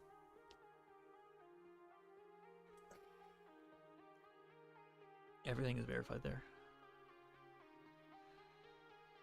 Yeah. You would want to validate it all on the host, yeah.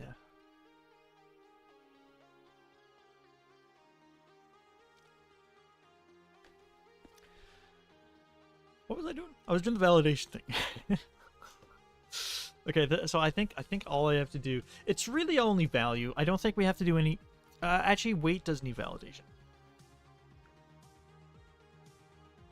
I think. Like if I try to set this to 0, I mean it does this wiggle thing.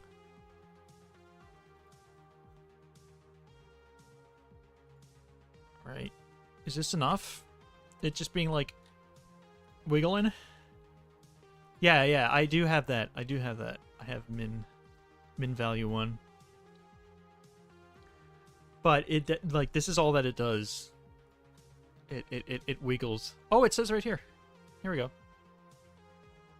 Yeah, okay. I don't know why it wasn't showing every time. Okay, so I think here we have to do, what was it? Validate inputs, and then we have to do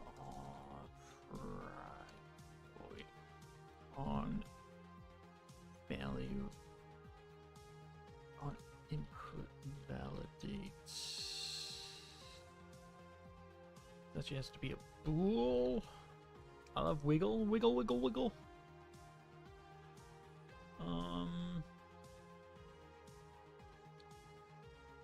E value.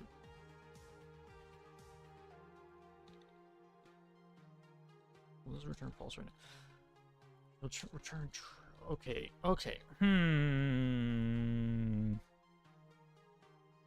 Oh yeah. I would just throw it over to this thing.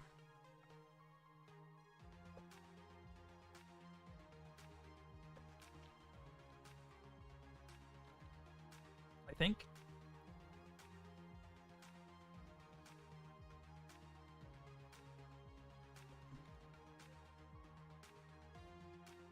Actually, I don't think I have to do anything. I don't think I have to do... I was worried I'd have to do the same action shit, but I don't think I have to. I just have to do... No, I do. I do, because, yeah. Because this needs to check the table to see if the value's in there, so I'm gonna have to do another... hide in tables... Public events action.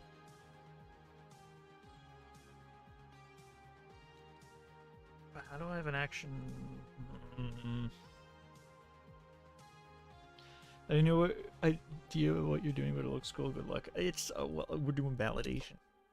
Do you feel validated right now, Ash? Do you feel validated?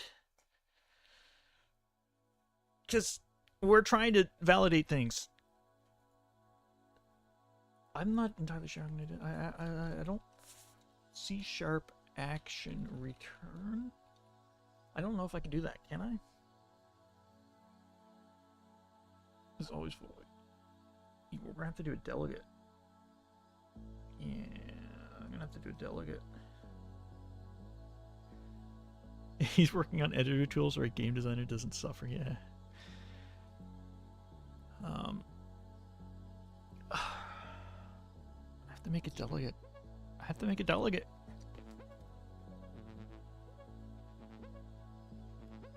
Ew.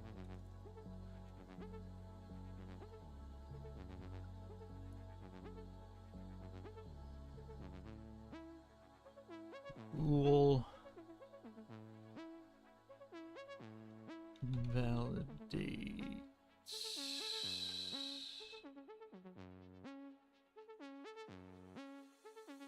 T. Validation delegates. I like to. I don't know. Okay, validation. No, no, no, no, no. Delegates.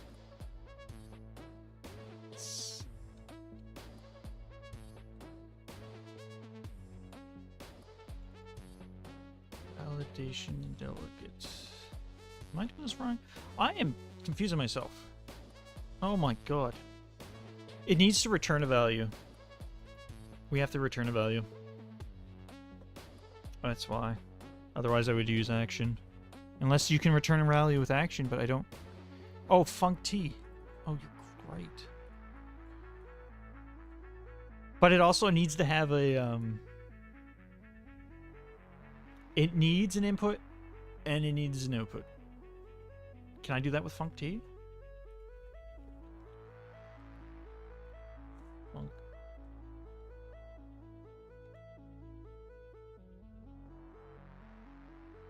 Turns a value, unlike action. Out, in. Okay. Okay, okay, okay, okay. No, I think you're right. I don't think I have to do... Yeah, I think you're right. Yeah, I'm Googling it. Okay, so... Okay, no delegate. Good, because I don't... Is this still an event? Func...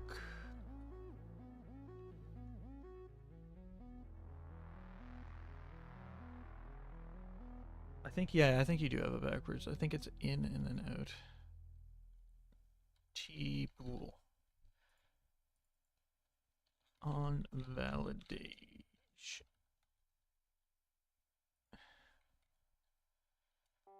Validate. On input validate.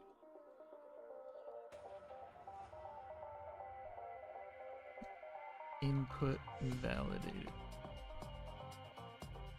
And then we return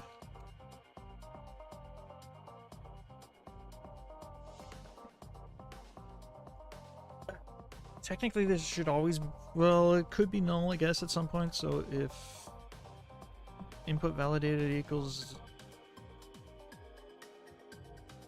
null, turn false. Honestly, this should be kind of like an error. Log error. Or actually, no, we'll just return true. If you don't want to do any validation, you don't have to do any validation. Maybe I could do a log though.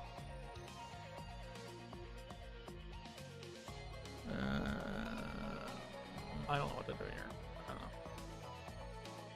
But I do know we do input validated dot invoke value. Oh, I don't think we can actually. Yeah, okay.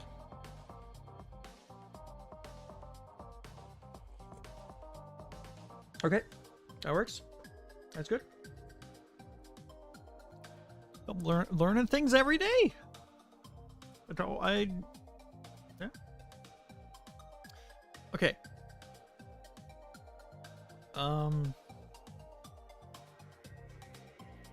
Initialize item. Now we need to do item dot on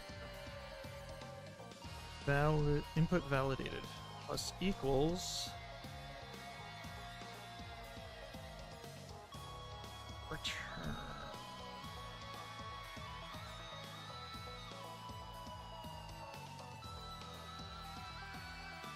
False for now.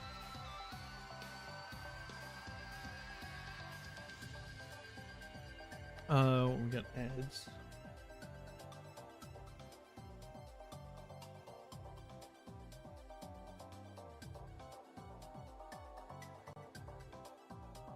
I'm just gonna.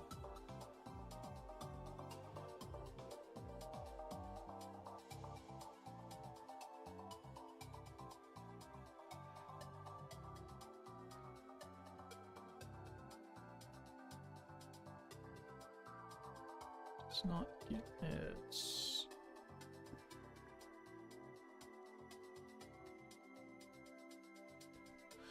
There, okay.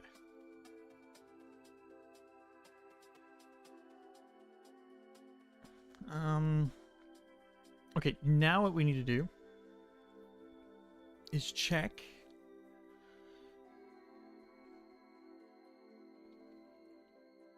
I think this also has something which is like an error message, which should be items must be unique.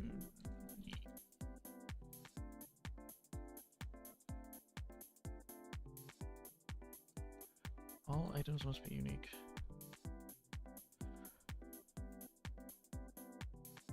And then what we do in here is we go table dot contains item value, and we actually just return that.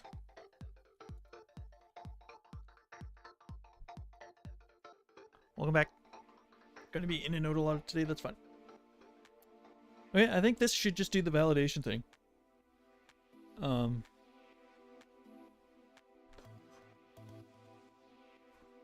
Let's see.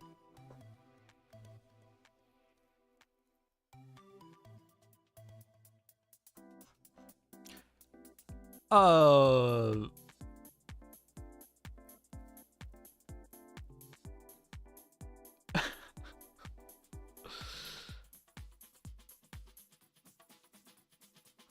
no.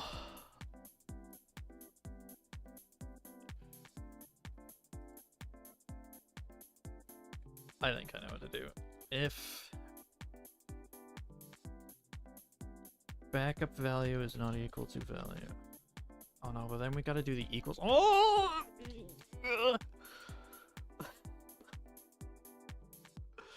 If... Oh my god, my eye.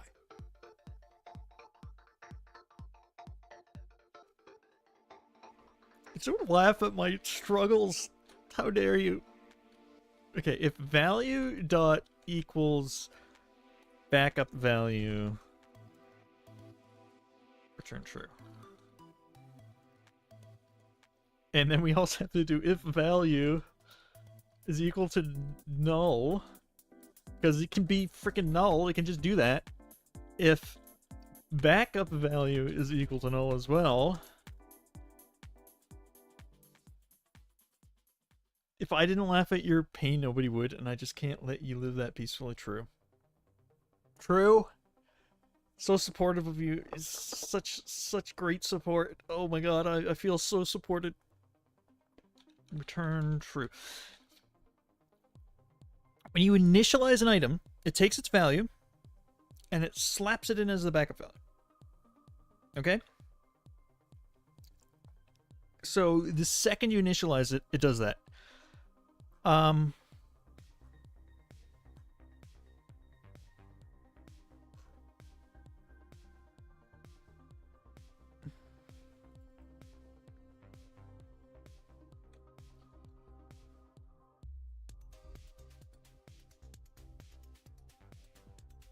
Yeah, okay, so this makes sure that when we do the equals, if it doesn't happen, then we check to see if it's... Yeah, okay. Okay. Please, dear God. Please let this work. Oh, thank God. Okay, if we add this and then we do 1A.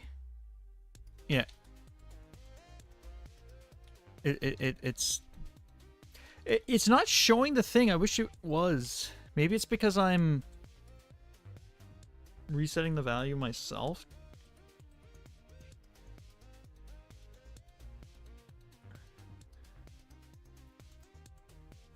somewhere. You see, I do the backup value.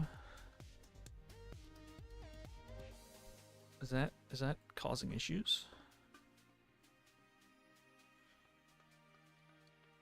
Like, does it just do that? Okay, that's what it was. Okay.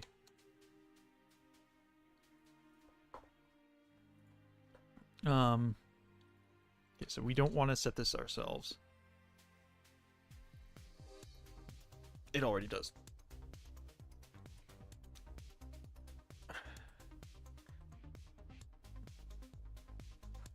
I want to check if a similar thing happens. No.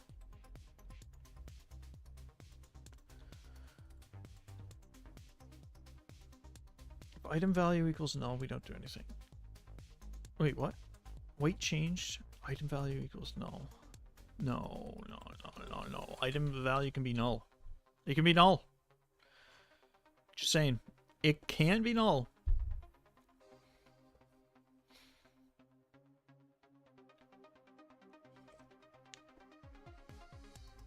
I was null once. Yeah. Aren't we all? Okay. Maybe it won't let me add null now.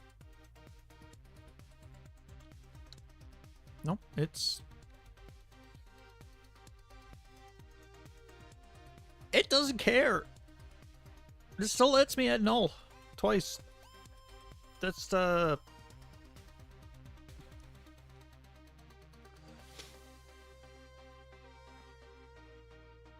almost thinking of doing validate input on weight instead of doing the min value one, because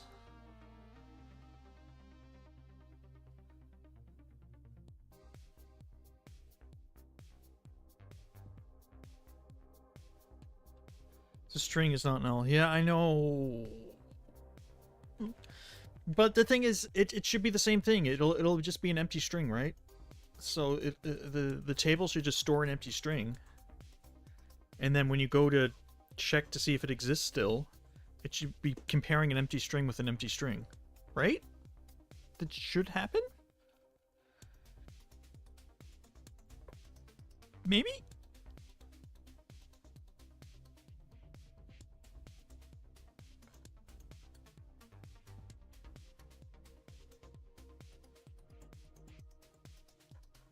Also, the table works a little weirdly. I think actually this is null for the table. I think the table sees this as null. I don't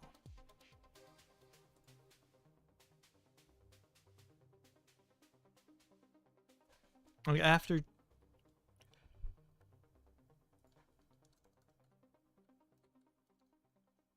Like, let's see. Debug.log.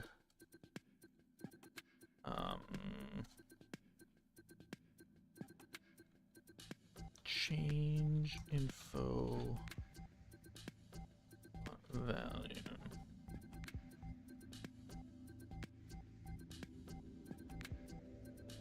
Yeah, actually, wait. String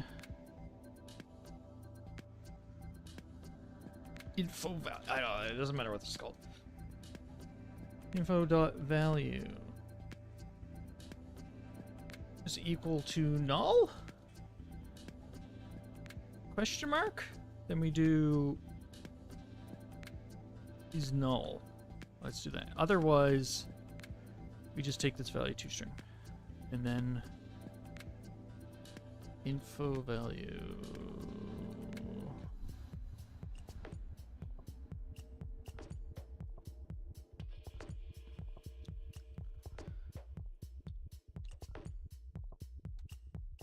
Oh.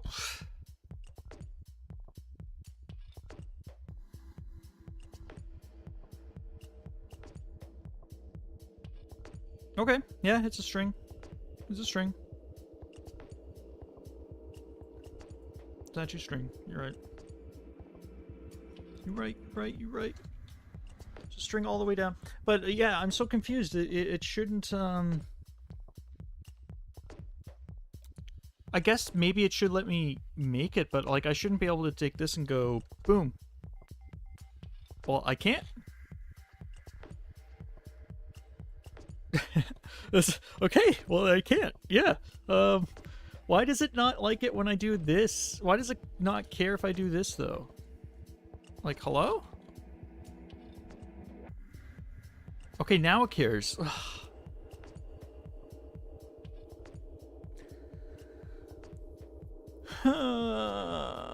Maybe I need to do something to make it so that you can't.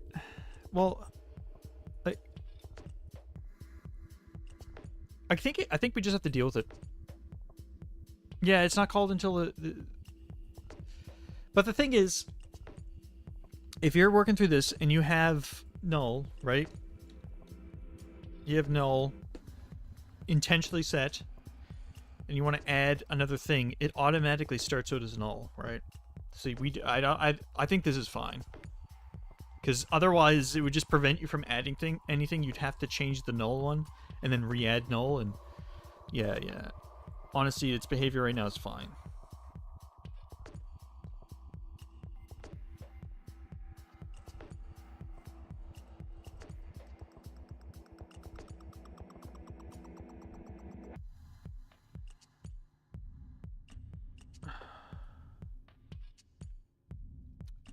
So I have all this debug stuff in here. I probably should just...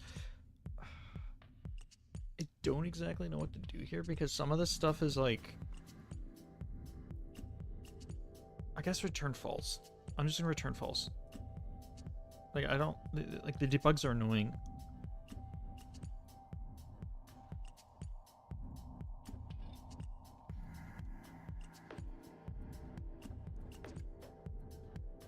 I think I'll keep the invalid wait one.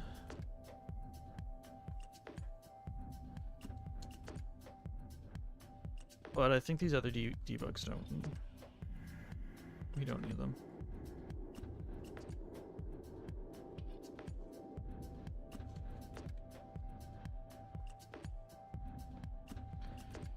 Because this thing's already gonna... It's just gonna yell at us. So let's add a value. Let's call it fork. Fork is going to be 6,000. So many forks, man. There's just gonna be so many forks. Fork here, fork there, everywhere a fork.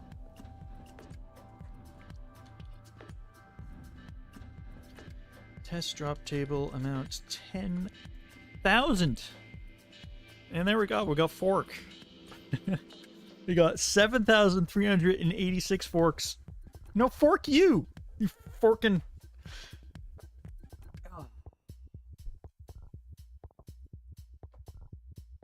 Okay.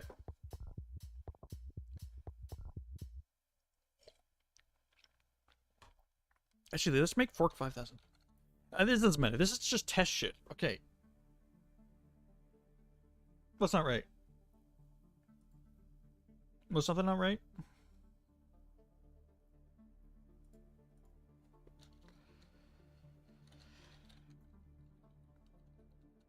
$10,000? Fork, nothing.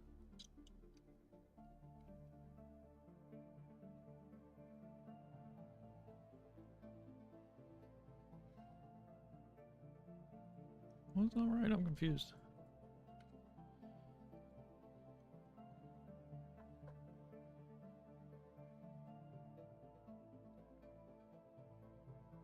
Yeah, because fork is 6,000, which means it's got the highest value right now, so it should appear the most. Right? Yeah, 7,000.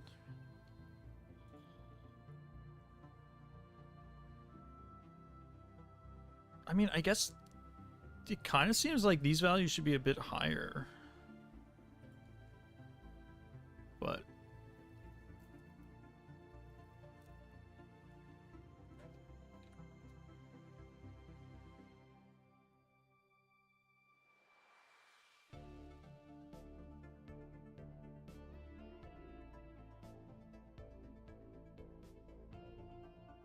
We should pure the most, but not that much because it should be the average.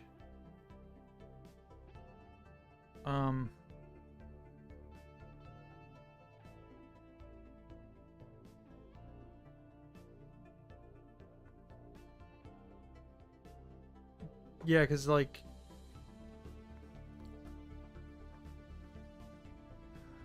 I think I sort of know what you're saying.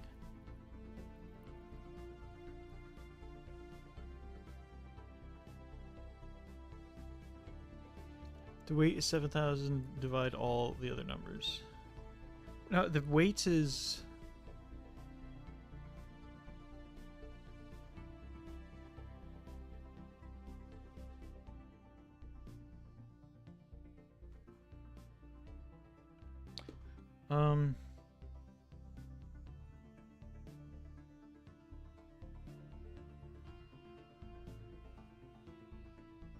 My brain hurts.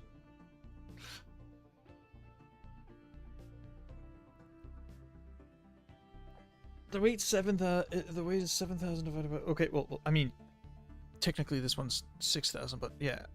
6,000 divided all the numbers. You mean all the other numbers combined?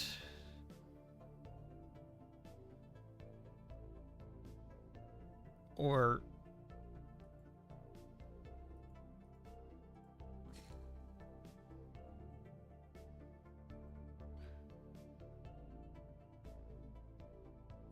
$6,000 divided all weights combined.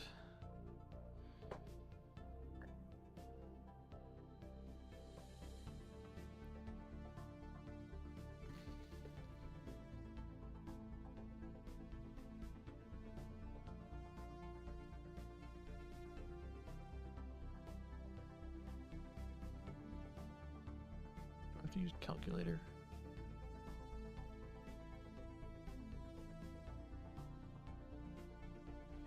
I just want to see what that looks like. I'm just gonna freaking add up all these. What's the... I'll just add them manually. Plus 4, plus 8, plus 16, plus 32. I know there's some equation that does this all for me, but I'm just... I don't want to...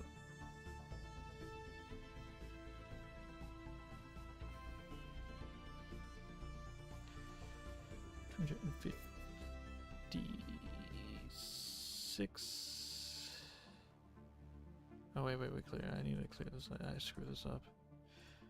It's 2 plus 4 plus... What is that actually to do, like, all numbers? I need to... I'm duplicating them up until... You know what I mean? Plus... 16 plus 32 plus 64 plus 128 plus 256 plus 512 plus 100 or 1,024. It's 2,048 plus 4,096 plus 5,000.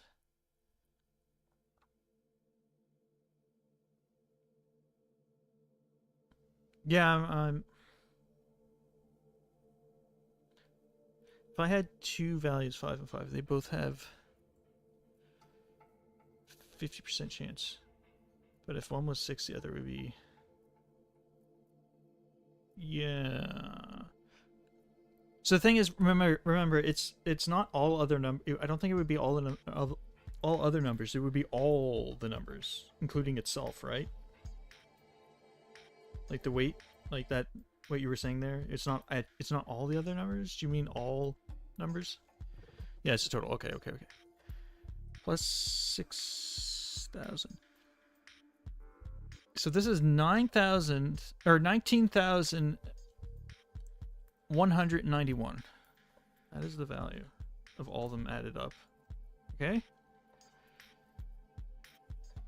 Now let's do 6,000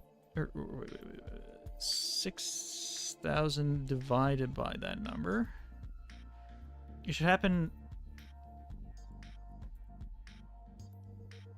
a third of the time.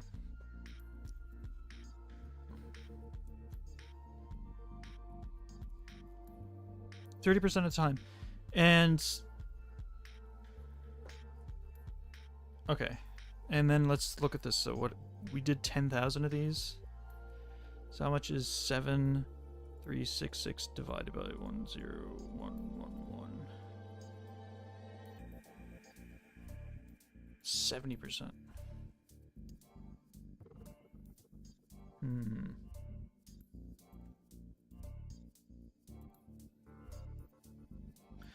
Good point.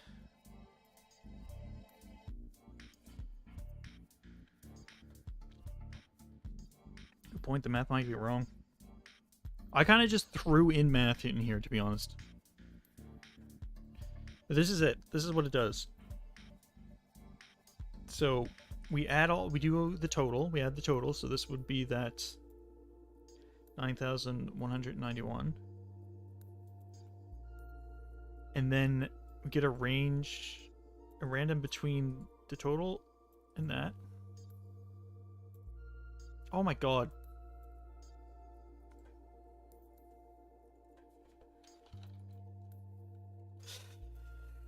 You're supposed to reduce the weight, not the...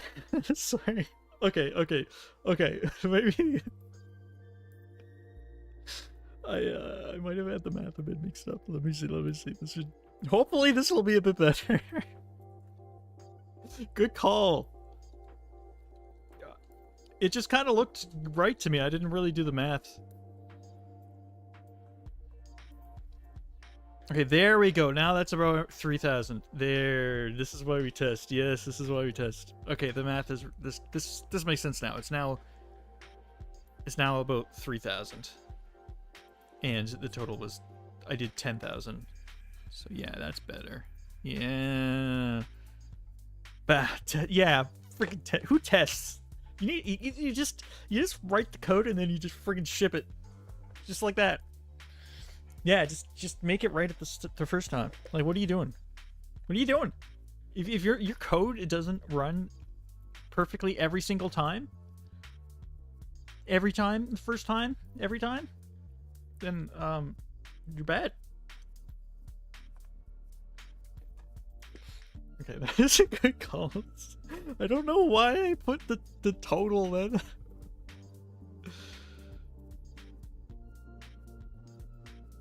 I mean, I can YOLO code perfect code, but I don't trust others to hold my standards. Yeah, YOLO code, yeah, okay.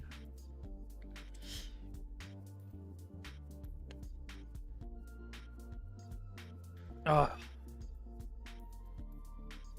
don't know why. Yeah, okay, this makes sense. Okay.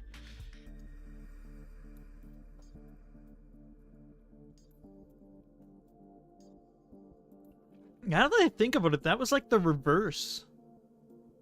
That was like reverse chance. It was almost like the reverse like, instead of it being... I want to put this back for a second. Well, actually, it would basically just not be doing this. That's basically what that was. But like, if we don't do that, we get... Do we always get 7,000?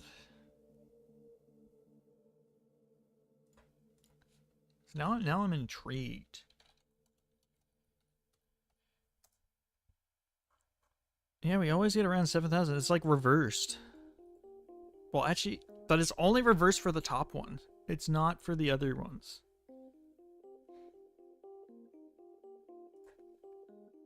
I think I might actually know part of the reason why. So if we go through all of this, for some, so this shouldn't be possible. It should be impossible for us to go through all of this, go through all these values and not return something. Like, this should be impossible. We shouldn't get to this. But I do wonder if somehow not doing the random weight thing does do that. It would, actually. Yeah, it would. It would. So I think that's why there's so many. So if I just make it return null, null will probably be around 7,000 this time. Test.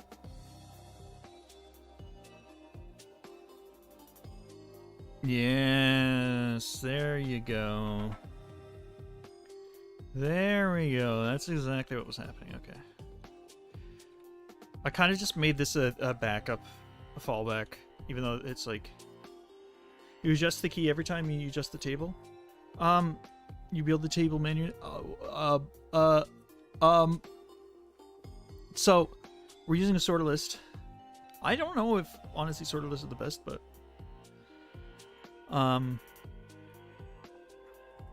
and the key is the weight. The key is the weight.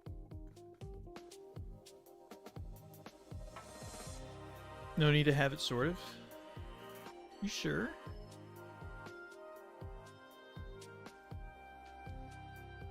So I would think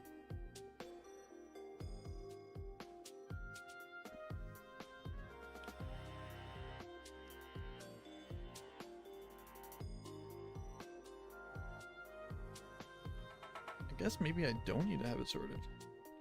I've never done this before, so I just thought logically it had to be sorted because like total weight, then check in order if that roll is lower than the first entry.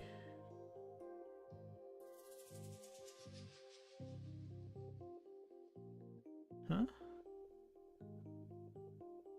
But then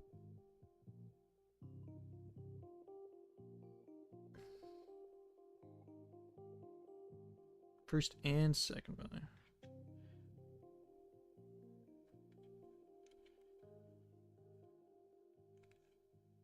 So each item you check, you add their weight up.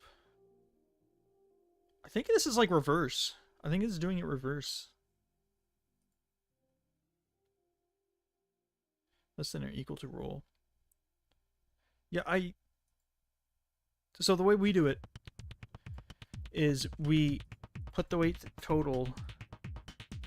We get all the weights, and we get a total of them.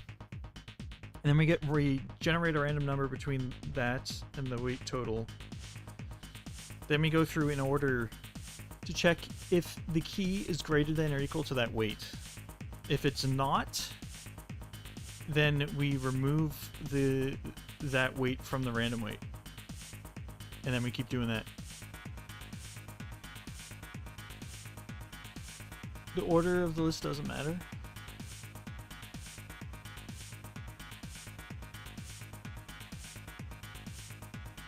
Wait a second. If that's true, I actually think I have an idea. So I didn't really like this. I didn't really like this because if you do it in order like this, you just change the rolled RNG value. So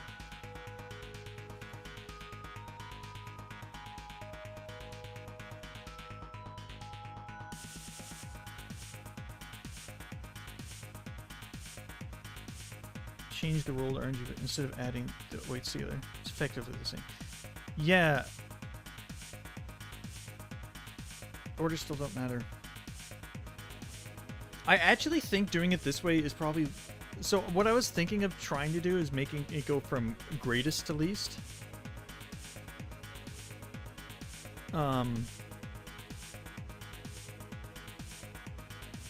Because the greater ones would usually be rolled more often than the lesser ones.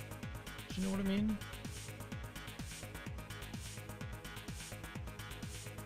So then it would probably have to do less actual lookups. Or the loop would have to have... There'd be less looping. Because we would do, like, the greater one and then... But...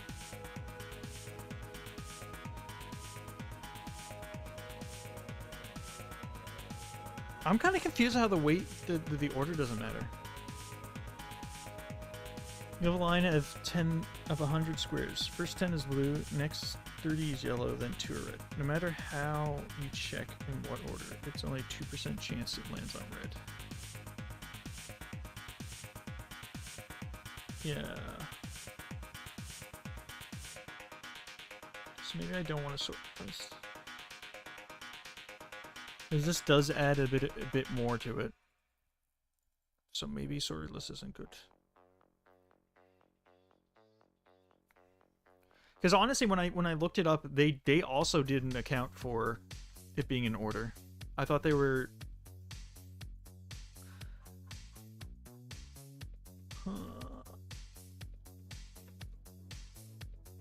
So yeah, I guess I could change this to just be a list. Well, actually, I think it would be a dictionary.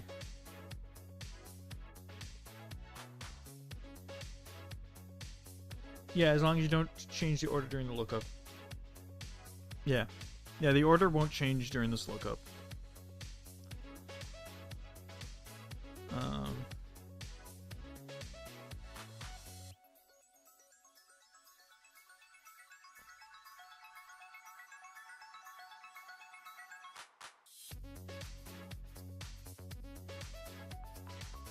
The only thing I can think of.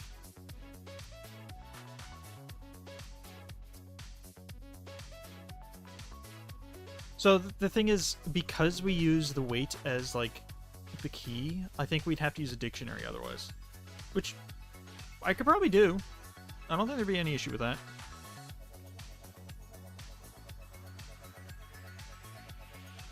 Do you make the entries small structs and go super fast even with huge tables? Ooh, true.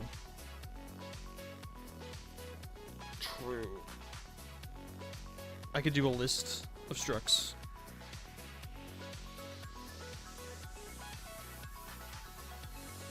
Oh, look at you. Look at you, Mr. Optimization. That's actually a pretty good idea, though. Ugh. Dustin, are you still here? What do you think? Do you think I should rewrite it to, I can rewrite it to do a list of structs instead, which might be better. I mean, to be honest, this doesn't happen that often.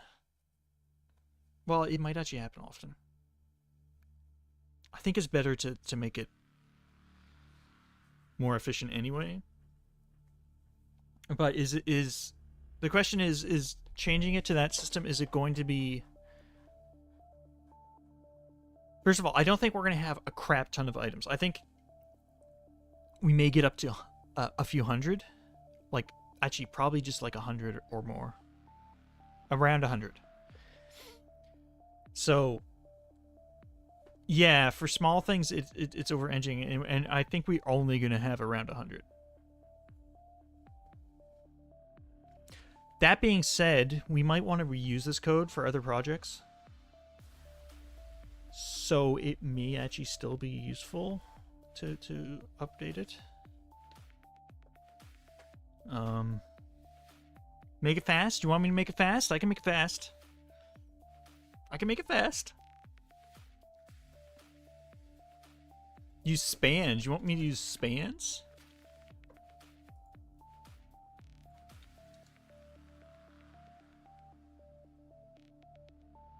It's always nice to have a drop table class kicking around. Yeah, I thought you were saying kicking ass for a second. Way to drop table. Yeah. If you're not using SIMD instructions, I'm not going to review it. What the hell is SIMD? Oh god. What is this? Single instructions? No.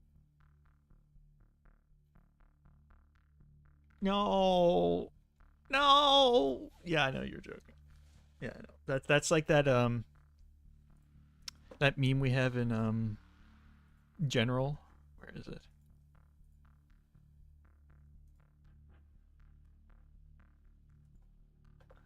This one?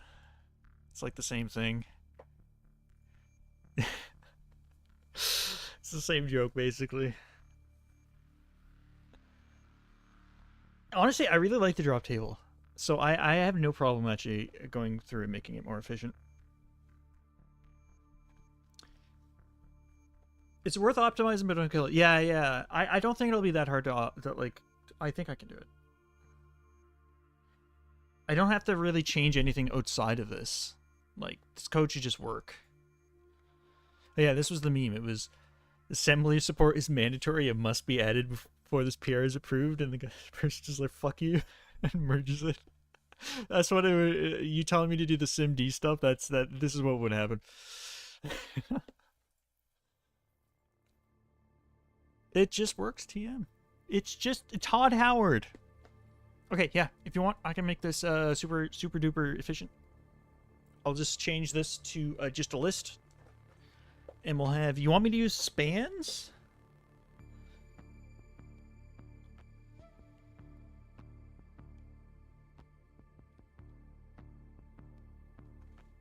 The most important thing for me is to have adjustable weights at runtime, because we're going to have metrics, yeah.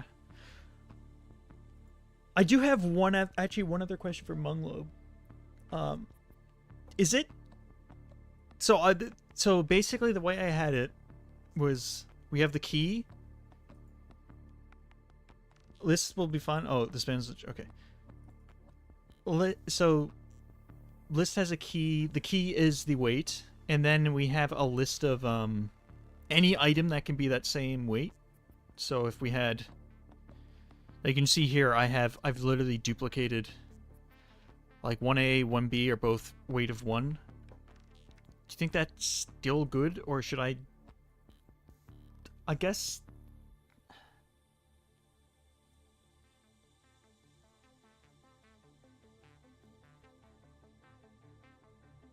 think I have a get span from list though if we're doing funky stuff. Just use an array. The table is internal. Each entry in table should represent the entry, not the thing it results in.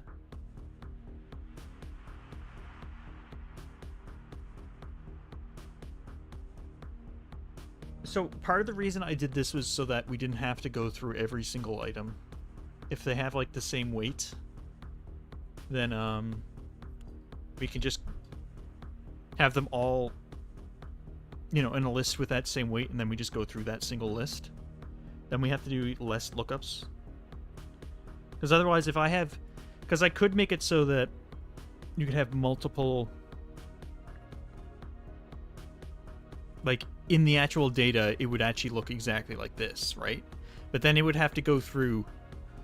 What is this? All of these. But right now, all it has to do is go through all of this and then these two. You know what I mean?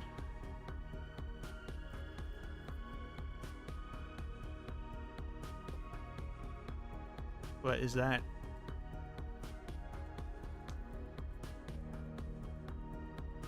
You know what I mean? Or... Okay. So the way it's stored... Like I said, the int is the key. Or the key is the weight. So we store it by its weight. Right now that's sorted by the weight, but that doesn't really matter.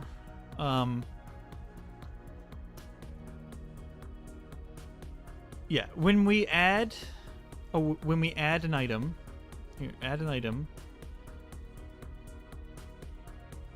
what we do is we check to see if we already have a list, or we check to see if we already have one of those lists. And then we add it to that list, or we add a new list. And then we just add it to that. I mean, this is dynamic as,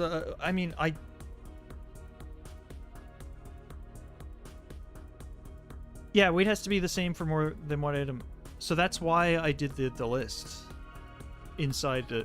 It's, okay, instead of rolling each individual item, you roll the weight. And then each weight has all of the items of that same weight. So you first roll for that specific weight, and then you roll all of the items that are in that weight. if that makes sense. We even do it here. Roll for item. First you roll for the list of items with that weight, and then you just go through all of them. And does that make sense? Nested drop table. Yes. Yeah, except it's the nesting right now is there's no so it would be like 30% for blue drop and 30% for, well, okay, but percentage isn't the best way to put it because it's weight. 30 weight for blue drop, 30 weight for red drop, and then yeah, they go. So what I'm doing here is right then with the list. That is a good way to do it. It's kind of like a nested drop table, except the fact is when you get to the actual list of that weight, it doesn't, like, all the values have the same weight essentially. It's just like I said, it's just random dot range 0 item list count. It literally just grabs a random one from there, which should be fairly even.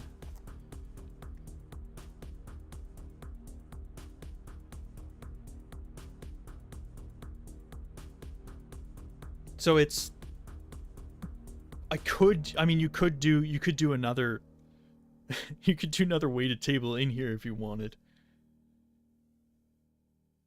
Should be the entry of the drop list.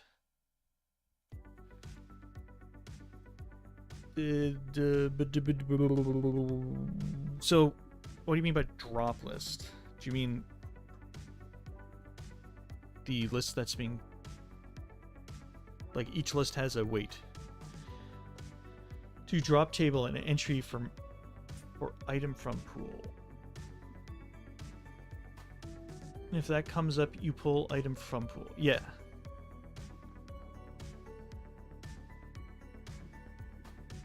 It could, well, in this case, it's, I mean, this is generic. You could throw straight RNG.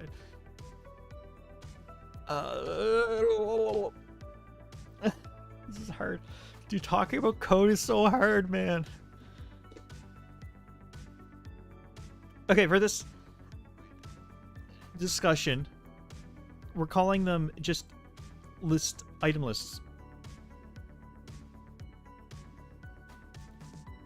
Logic to me sits outside the scope of drop table.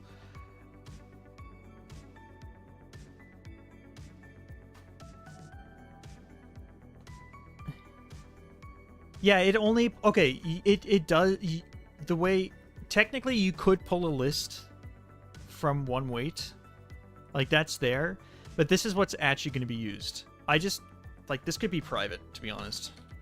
I could just prevent people from rolling for lists, but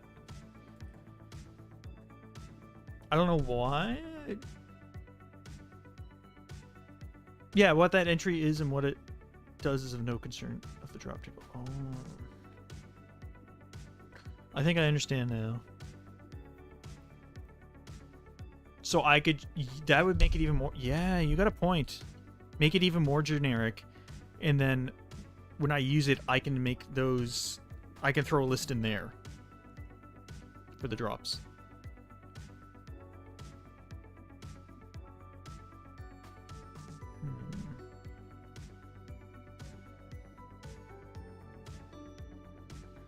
You put that in drop table class, you might end up and make it impossible to use in other places.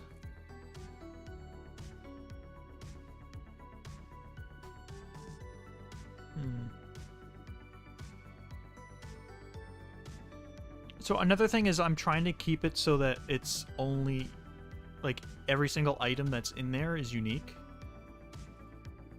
That's another thing I'm trying to do. So if it was,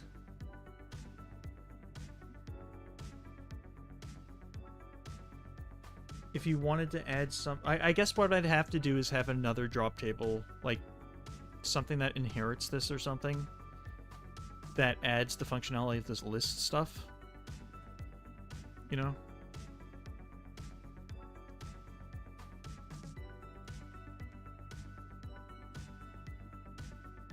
And then use that just to do what I want to do. But that, yeah, I see what you're saying. Separate this Separate just the basic weight or drop table logic from including lists. And then I can make another one. Could have a drop table that only allows unique entries. Yeah, and I could make that outside of it. Yeah. I could make this just very dumb. All it does is do the drop table stuff. Mostly just for this rolling. And then, I can pair it with something else to make it more specific, like a unique way to drop table it. Like, you know what I mean?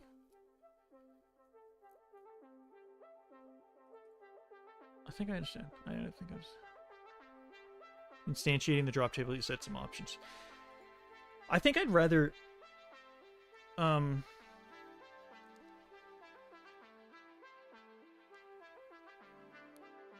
Well, interface to entries.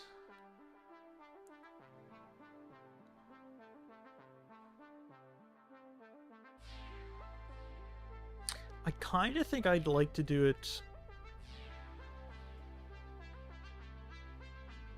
Ugh, my brain! I drop table entry. Yeah.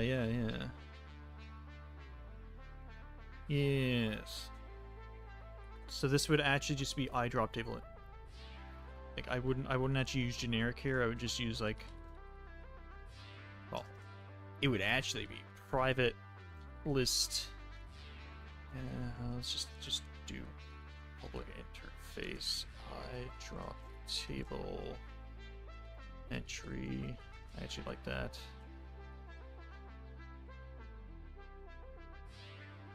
So it'd just be like I drop table entry. Oops. I drop table entry. It'd be something like this, right? And then we go through that.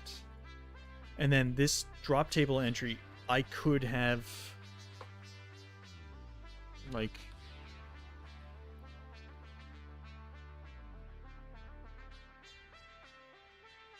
drop table entry list. I could probably inherit list, but let's just, I don't want to do that right now. I drop table entry. And then this could have the list in itself of whatever the items is. Items. Do something like that. And then, yeah. Weight change, so when you change the weight in one item, the table listens to the event and recalculates total weight and drop percentage.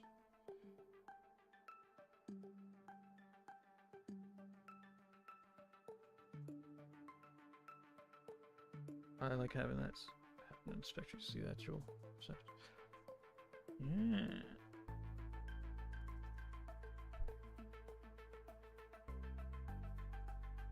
Okay, I need to write some of this stuff down.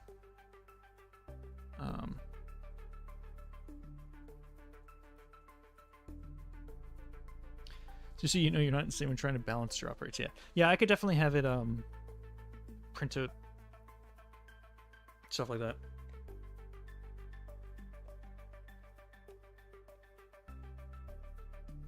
It is gonna take a little. I think at this point it is gonna take a lot more time to get this working. I probably don't have to change like the functions so much. I mean, instead of roll for list, it'll just be roll. Actually, do you have a better function name, by the way? I don't know. I mean, I would change this to roll if I wasn't doing the lists. Yeah, the percentages for deving. Yeah, for balancing. So you know, oh, this will happen 50% of the time. Yeah.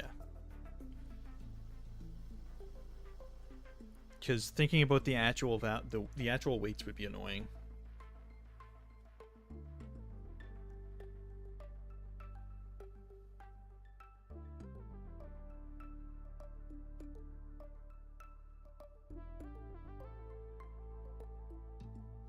I need to clarify that I'm pretty new to Unity and game development, so this is very helpful, to be honest. Dust is the one with the experience. I mean I have experience writing code, obviously, but most of my experience was actually like JavaScript. Naming I won't get into it since I don't exactly know what he wants. I mean, this is just role. It's like role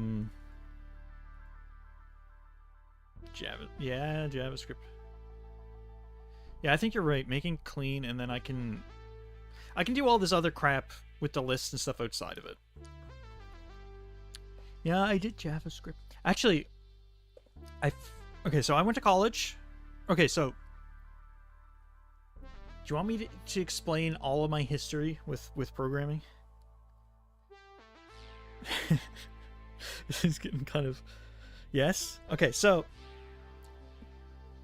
just let AI do all the coding, win GG. So, in high school, I think it was grade 12 or 11, I can't remember. We had to take like some type of tech course, and that it could have been like electronics, it could have been programming, it could have been, I think there was some other ones that weren't exactly. I chose a programming one, and in that we did Java. I know. I'm sorry, but I was introduced to programming with actually technically way back in junior high. My dad was consulting for a college that did like top programming, and he actually gave me like a USB drive of things to like learn how to make tic-tac-toe, and I never really did anything with it. So technically that's the introduction, which was me just not doing it, and maybe messing around with Lua and stuff with Gary's Mod. And I didn't really know what I was doing, so I don't really count that. But anyway, high school, I do this programming course.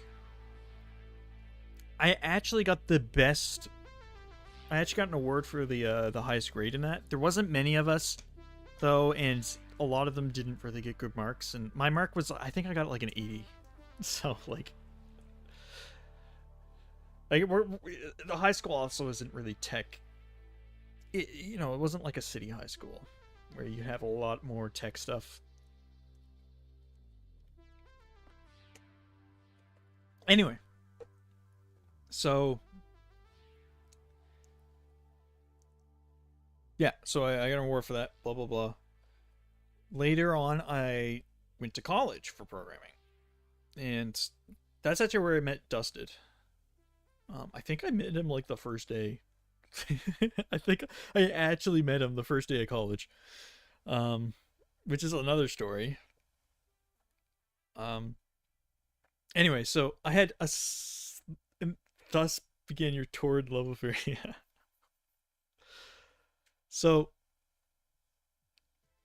I had a slight head start because of the Java thing in high school, but then also Dusted had been programming games in high school himself, and I would like ask him for help, and he would just be like, just Google it. So I very quickly learned to learn myself because of that. Anyway, that helped me get through high school as well, or college as well. And then directly after college, I got hired on as an intern for a company. And then, and that internship was like doing Java stuff, which, yeah, I know. Again, Java sucks, but I took whatever I could. Then working for a while, they're like, yeah, we'll keep you on. So I was kept on. It went from internship to like full-time employment. Eventually, at some point, I was really getting tired of Java. I didn't like Java. I don't like Java. I don't like it. Okay. They needed to do some they were trying to do more like, basically the application I was working on was like a web interface, an enterprise web interface. And they were trying to like modernize a little bit, and they wanted to do something with jQuery basically. So I kind of offered to do a prototype for that thing. I learned JavaScript from doing that prototype. And they accepted the prototype. They actually put it into production as well. I can't believe they did that. I can't believe they just were like, yeah, this is good. Like, it's like, that code was a mess. That was an absolute mess. And yeah, so I started doing JavaScript and started trying to do more web stuff, and then did a bunch of web stuff. Went on and off projects. And then just recently I was off project, and then they were like, well, we can't find you any more work, and I got laid off, and now I'm here. So a little bit of Java. I did over the years touch on like in high school I messed around with Unity a little bit in college.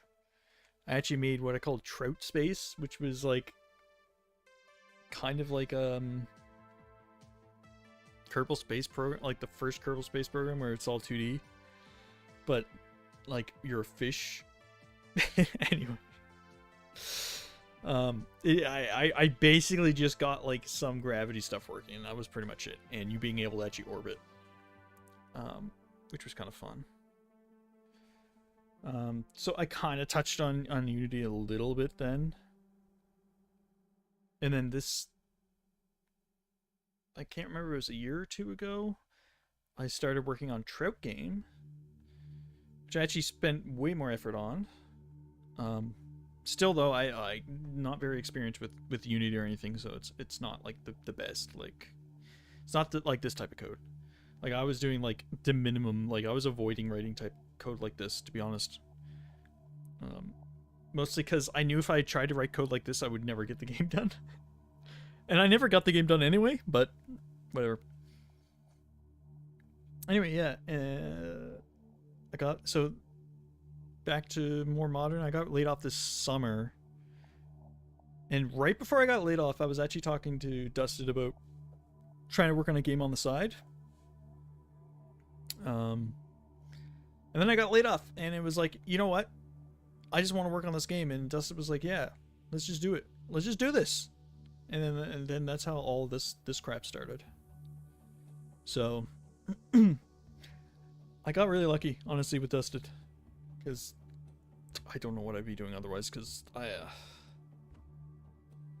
didn't want to go back to corporate shit. Like, oh, corporate coding sucks, man. It sucks so bad.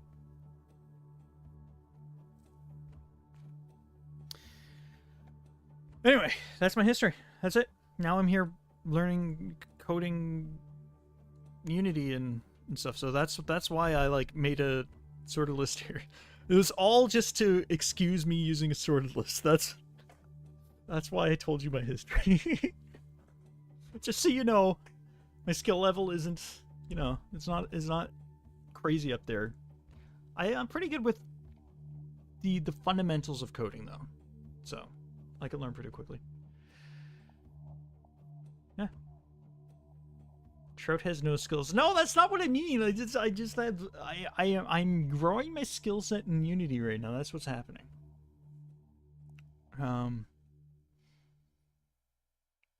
If you add drop table entries to the drop table, those can be anything, including a jump to pull items from a list, or make a tank drop left track, or make 10% of enemies vomit at the same time. Could be anything. Yeah. True. Actually, that's a really good point. I mean, you could sort of do this, but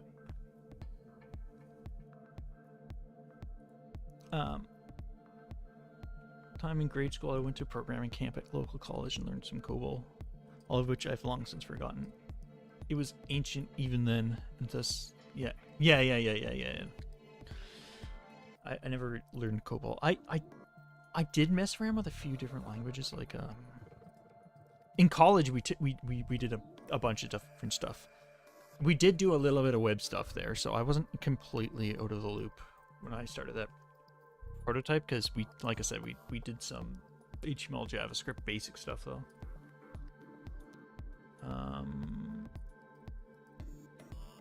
I started looking at 3-year-old product, found me drop table entry. Found the drop table class that in that 3-year-old code. It's 60 lines. Yeah. I think I can reduce this. I'm just gonna have more classes basically. I'm gonna probably inherit it. I think that's what I want to do. I don't want to give it I don't think I want to give it flags. I think I want to inherit it, and then I can do the fancy stuff in the inherited classes, right? Then I don't have to give it flags, and it's not always checking flags. It's just doing the crap. So I just, if I want to make it so that you can only add unique items, I can just override this. You know? I think that's what I'll do. But yeah, thank you for the advice. This is going to make it way better. Honestly, we probably could use this as it is. Like, I don't think I would. I don't think I need to do this change, but I think it's going to be so much better in the future for using this, especially if I'm reusing this in other projects.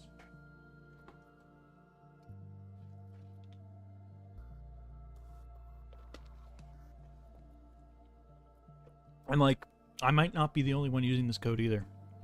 So, yeah. I know. I love doing. I actually don't mind making systems and stuff like this. I like doing a little bit of everything, to be honest. I got the ADHD. So.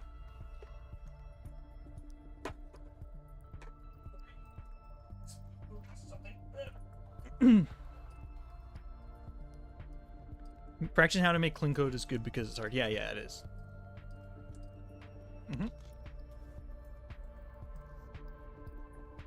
Okay, so let's go over this again, just so I have it. So I'm gonna make a very dumb weighted drop table using my drop table entry interface. Inherit a list of structs.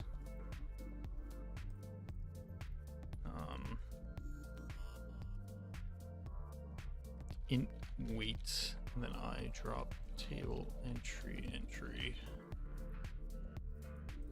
A lot of talk about clean code. As I see it, the core of it is to make things only do the thing it is supposed to do. Goes for any interface class method. Yeah, you're right.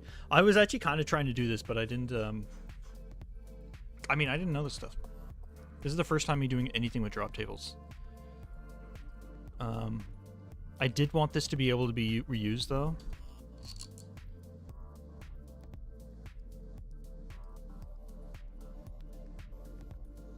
Because that, combined with clear, often long, verbose naming, is what lets you get back to code 2 years later and find your way around. Yeah, that is one thing I like to try to do, is always be very literal when I write code. But before you try doing that, you don't have the experience to see why it matches. Yeah, you're right. You're right. I also didn't completely understand the drop table stuff that well. Like, the rolling for lists, I kind of didn't.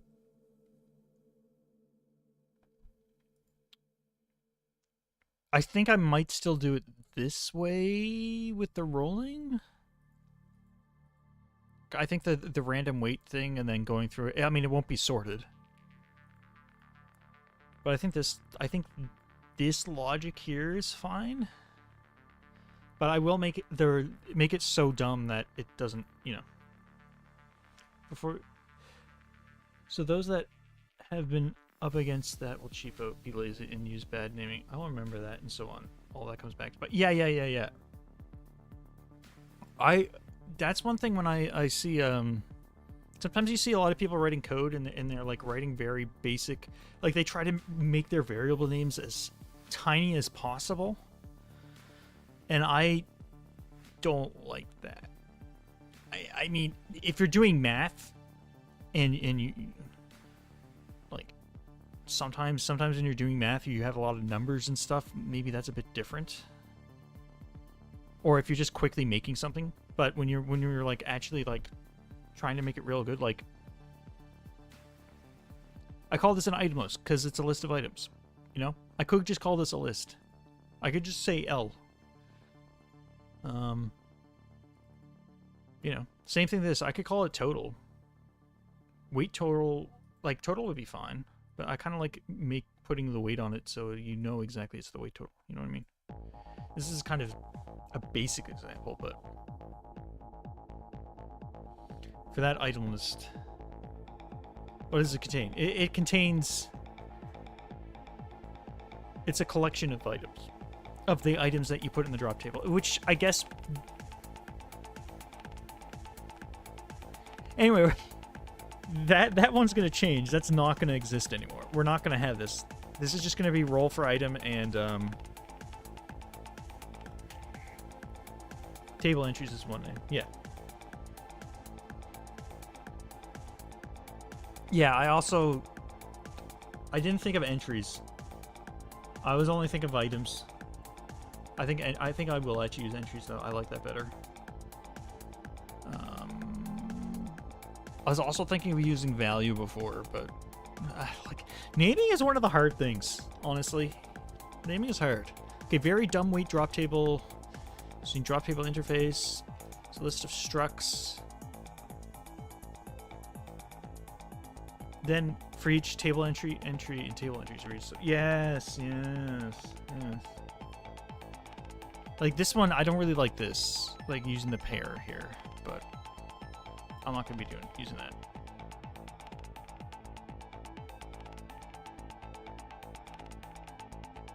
Yeah.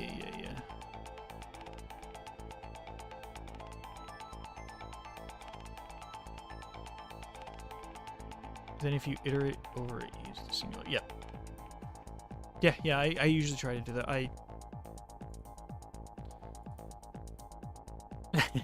I mean, I do it with this one, sorted item lists. And so it's a list of sorted items. Or no, actually, like I said, I sorted to it almost because it is a sorted list of items. It would item lists. It would actually be sorted item lists if I wanted it to be like that, or sorted item. No, actually, anyway. Yeah, item is just the I don't know what I just called it item. And this is already the type, yeah. Anyway, through.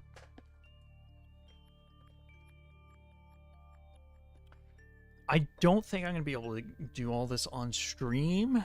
I think I'm gonna have to sit down and really think. I won't be able to focus trying to set this up all on stream. But I like this idea. I like this idea. Well, I'm just trying to remember if there's anything else specific.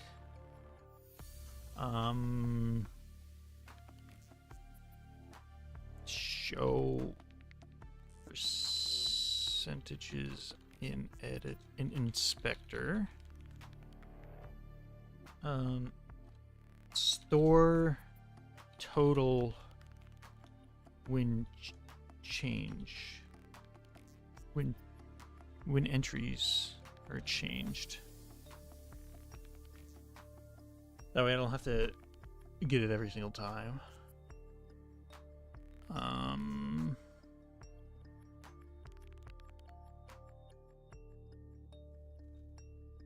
Yeah.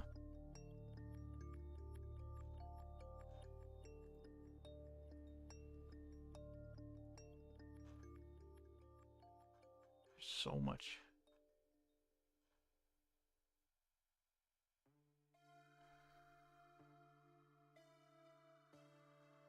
Add code with code or inspector both should trigger recalculations so each entry's value could be updated and shown. I'm just gonna copy paste that message.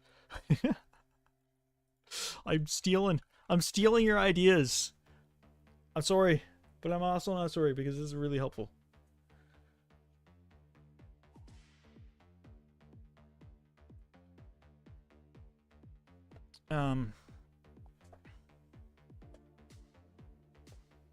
There's a more advanced thing that you can do. Uh-oh. I'm not sure if I can do more advanced.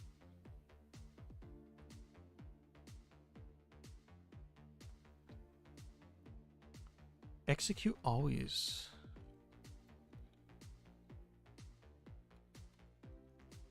Is that, so we're using Odin, by the way. So if you have any, like, Odin-specific things.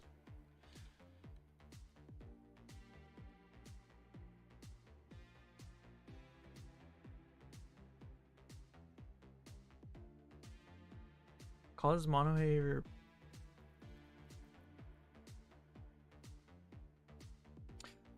Oh, oh, hello there, Joven. Joven's random videos. What is you making? We are making a video game called Diesel Worm. Actually, I can probably even show you a little bit of it right now, where you're a worm, and well, I have a spiel for it. 1 second, I got you. Odin, by the way, it's a library for Unity. Just some tools. Let me see. I have it somewhere.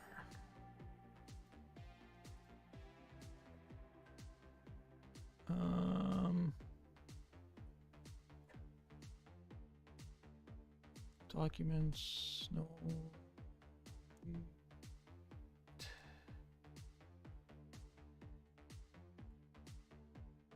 Development.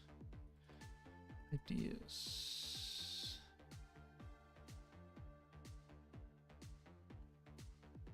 Do I not have it here?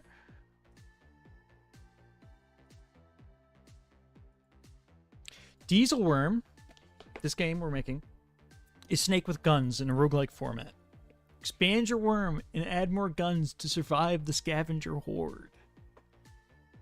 I kind of cringe having to say that, but you can you basically, this is what happens. You can make a really long worm. Ignore this this shouldn't happen. Maybe that's another issue. Actually, let me just reset. Plot twist. You are hacking. Yeah, maybe I could be hacking. Sure. Why is it doing that? Oh, I think I picked up another... Anyway. I actually can't run it now because... Military Army... Nedga Worm. Yeah. Anyway, so we're right now with the game. I'm trying to make a weighted table. Being a hack doesn't mean you are hacking. True.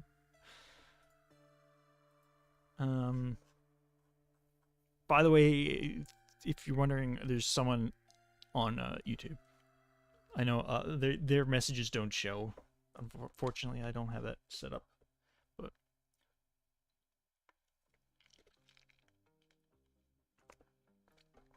yeah. So yeah, we're making a drop table, and Munglo has greatly increased the scope of it. No. He's told me how to make it way more efficient, which we don't really need to do, but at the same time, this could be very useful in the future. So, you know what? I might as well. It really depends on how much time I'm going to spend on it. Yeah. I don't think I could take any more ideas. I think any more, like, my brain's going to explode. I don't think...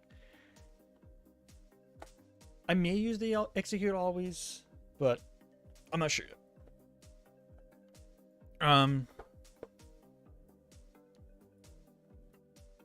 I do like this idea though, because part of part of me making this was so that it was very generic. We wanted to make this generic anyway, so just making it more generic is good. I like to glitch games sometimes. You like to like break them? That's actually pretty good. That's good for testing and stuff like that. Or if you're a speedrunner and you want to like go fast. I go fast. Yeah.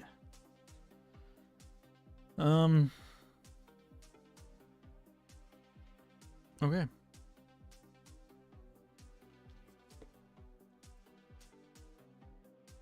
I nor Sonic. I'm not Sonic. Well, you can always become Sonic. It's always an option, you know.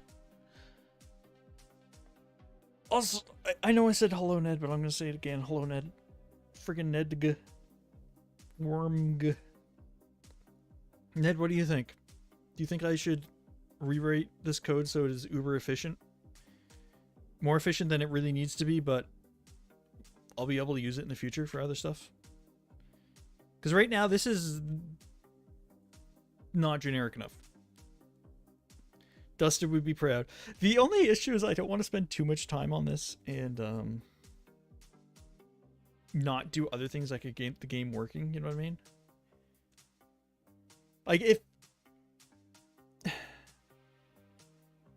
I wouldn't be even questioning this and I would just do it if I didn't like have a, if we weren't trying to like pump out a game, basically.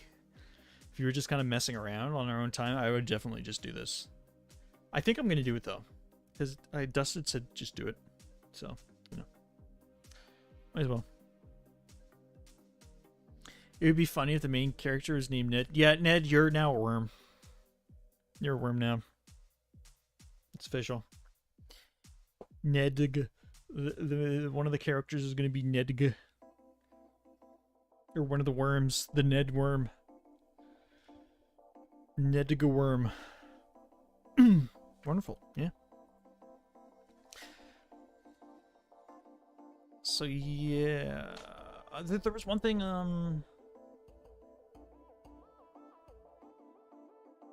one last thing that Munglo said about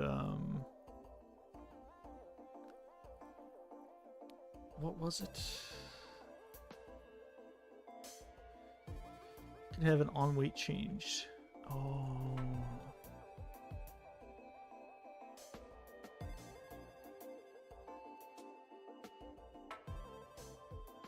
Actually, do I even have to do, I don't think I have to do let's check here.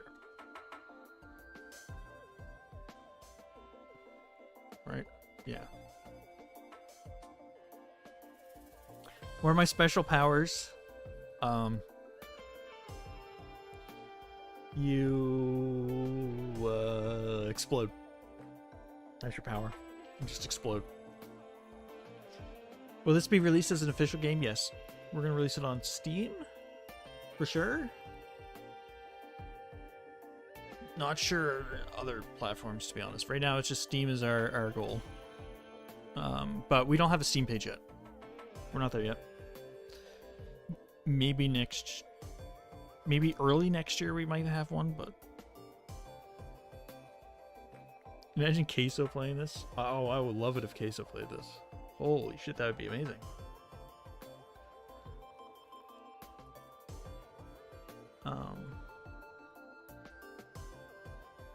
Hopefully we'll have a lot of creators playing it, to be honest. Okay, so I don't know what else we'll need for the iDrop table entry. I'll probably figure it out while I'm, you know, in the process. I'm just gonna quickly throw this into a file. Oops, just so that I like. There. Yeah, I don't know if I'm gonna be able to do all this right now though. Was there anything else I needed to do today though? It should still work, right?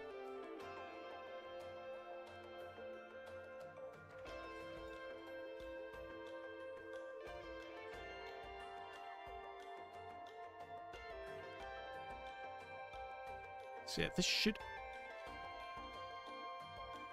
There we go. Okay. The reason it was being weird was because we were like adding active... You don't add active segments to a worm in runtime on the game. Like that's just a debug thing. When you add a segment, it's supposed to be built. So that's why it was like weird. But I don't think that's something going to change though. Like that's not actually a bug. Like it is trying to build this. Now, this is kind of what the game's going to be like. Sort of. You go around, collect scrap, pick up modules. Yeah. And you can eat yourself. And you can also just friggin' die by running into a wall. You're dead. You're dead. What is this? Why is this an error? Hello? Why is the oh, that's why it's an error. I thought it was saying it was unused. Never mind. That makes sense. Can the NPC be eggs? Why? Because I think that would be funny. You don't have to though. I don't know. Maybe we could have an egg enemy.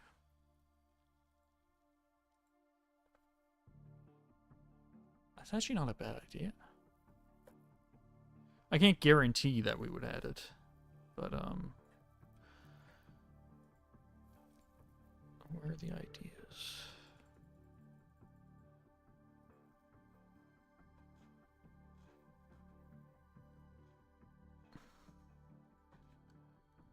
From stream egg enemy.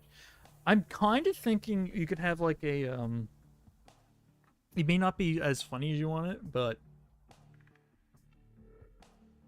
there could be an enemy that goes around dropping eggs, and then the eggs explode or break open and spawn these tiny little dudes. Where are they? Yeah, see these guys? These little tiny dots? They're supposed to be swarmers. So you can have like an egg that just spawns, like, either you have to destroy it in time, or it spawns all a huge amount of swarmers.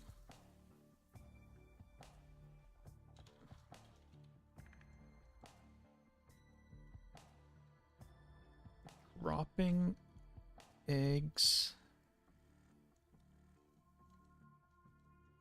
Eggs hatch after time. The thing is, they're all mechanical, by the way. This is all like, it would be like a mechanical egg with mechanical eggs. Or mechanical egg with mechanical, I think he's calling them scrap mites. I can't remember.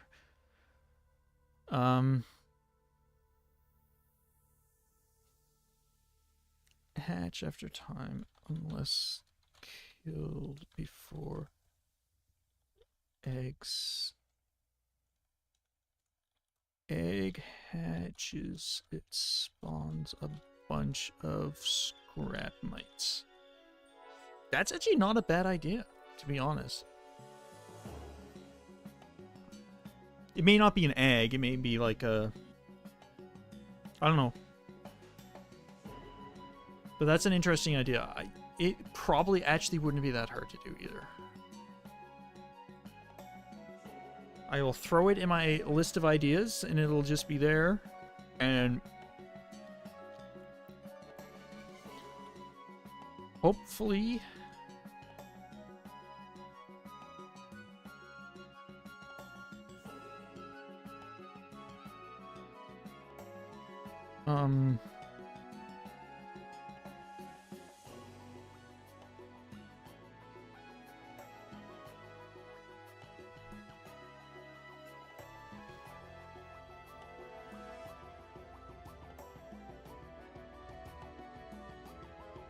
yeah.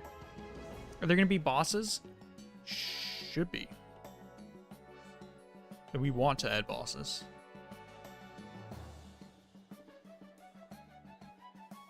So basically, the gameplay loop would be... We only have really one level right now. We're still doing a lot of Cortex stuff. We're almost finished with it. And then we'll be working more on content. But so the gameplay would be like, you go through an area, you have to maintain your crude. If your crude goes to 0, you die. Right now, there's not really much for getting crude. We have an oil, like a jack pump basically, but it's not in the game right now. We just haven't added it in. I don't know why. We could very easily add it in. But anyway, so then you would go from level to level, and maybe at some point one of these levels has a boss. Yeah. Right now you can just go forever.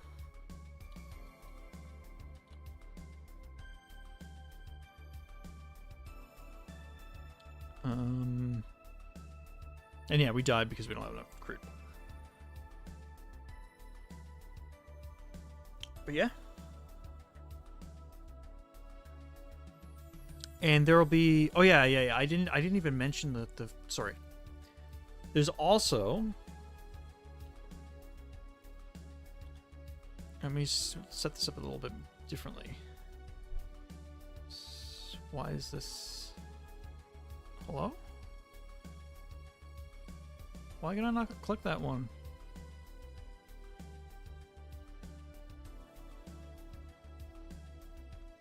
Okay, that it just doesn't work. I don't know why. That's not good.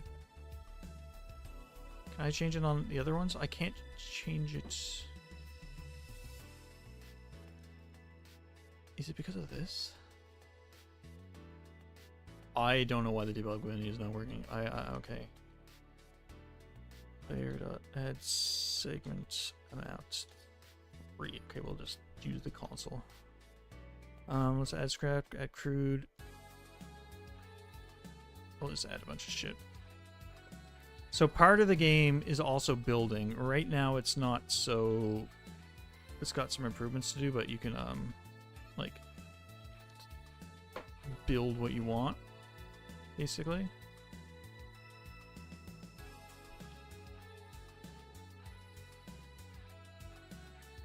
And yeah, so you would go around picking up modules. We're going to have modules that are not only... Like, right now they're all just weapons, but we're going to have some where...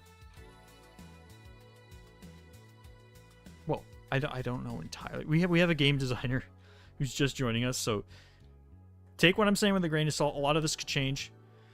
But we were planning on having like a module that could affect the segments in front and behind, like give them better fire rate or whatever. So they'd be like modifiers for the rest of the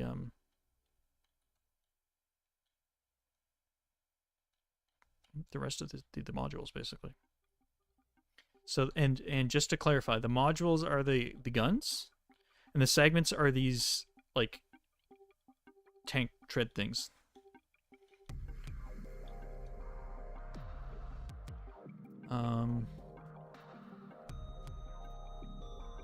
Yeah. It's gonna be a roguelike. So you're gonna like very easily die and have to restart runs a lot. Kind of like Binding of Isaac. Or Vampire Survivors. It's sort of more like Vampire Survivors, and it's a combination of things because, like, for example, you don't control the guns at all. The guns just auto shoot. Like, these are all just they automatically target, right? So I'm not doing anything. I'm just moving. All I'm doing here is moving. That's it. That's the only controls we have right now. I guarantee you're going to try to keep it basically just movement, but who knows? Who knows what'll happen? In an earlier build, I actually had had it so it would shoot wherever you pointed your mouse, actually, which was kind of fun, but we do want this to just kind of like auto shoot everything. Another influence, or another thing we were kind of going for was snake tower defense. So each module is a tower, and then instead of you just having all the enemies like go a certain path, they just like swarm you, and then, you know, it's not exactly tower defense, but there was some inspiration from that. But anyway, that's the game. That is the game.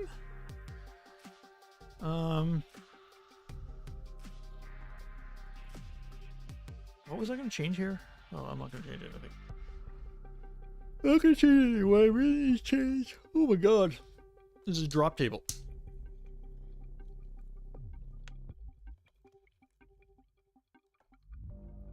Because Munglo has taught me the error of my ways.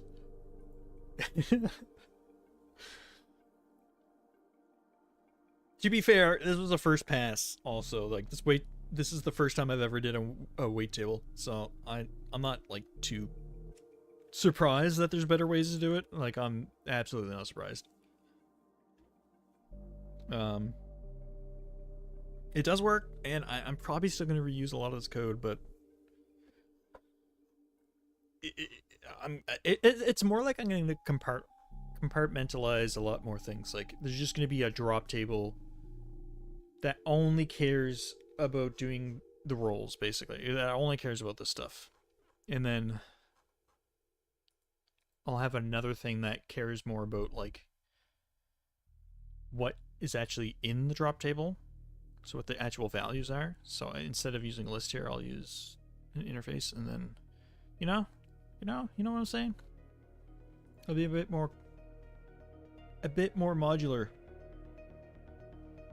And hopefully more performant. I mean, this is probably as performant as it needs to be for our game, because we're not going to have thousands, and we're not going to have crap tons of items. It's just going to be like 100 or something.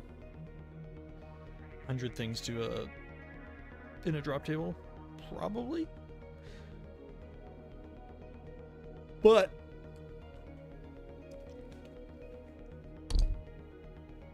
actually, there was one other deer you were talking about. What was it?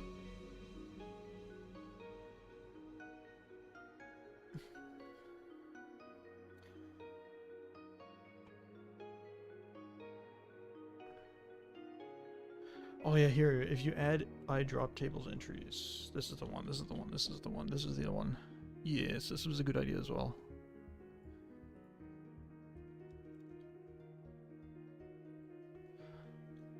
Well, I think Munglo has earned a mention in the credits at this point, just from this. Well, I'll see what I can do. Oh, it has been almost 4 hours. What are we at? Yeah, 3.5 hours. I might be ending soon.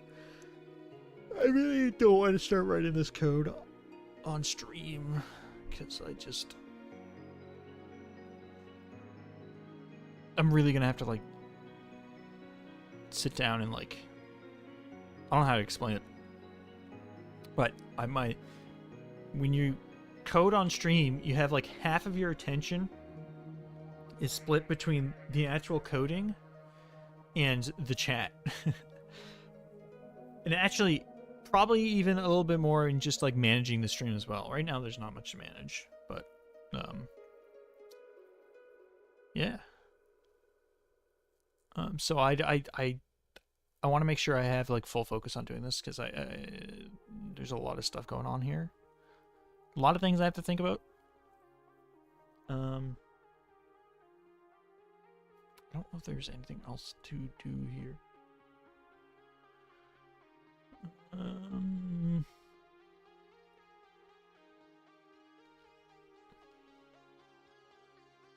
made it so I'll probably still...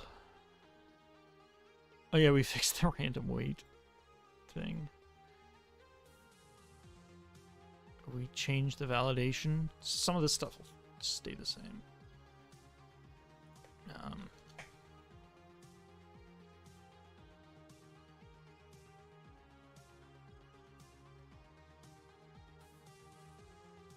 Oh, so what do I do here? I made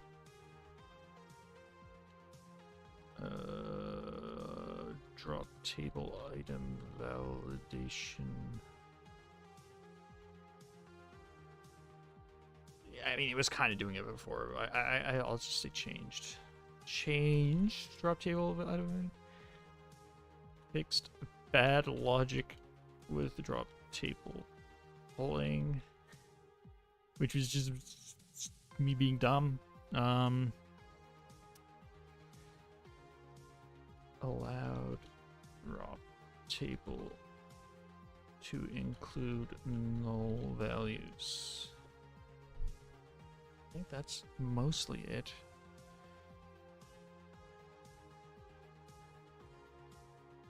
Huh?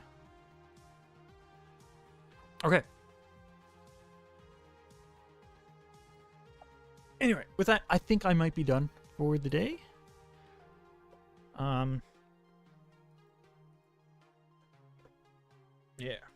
Yeah. So let's find someone to raid. Raid the g. Raid the g. Software development. I mean, if Munglo's live, we're just raiding it. I'm just saying. Munglo's live. Munglo's live. Well, I told you. I told you. We're gonna have to. We have to raid Munglo after all the help. You know. Oh, I'm not on my raid screen either. So yeah, thank you guys for watching. I will be... Let me actually get the raid started. Oops. Oh wait, is Dusted here? Dusted?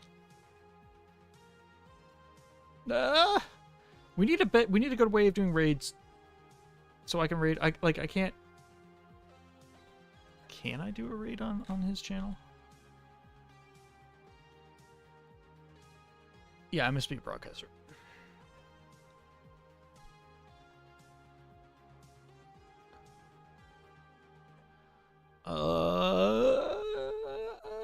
I'm just in a DM.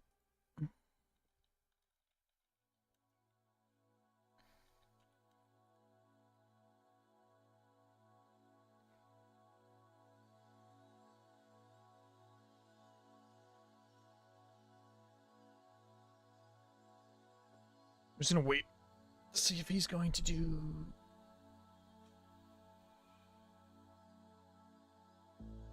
I don't know where he is. I don't know what he's doing.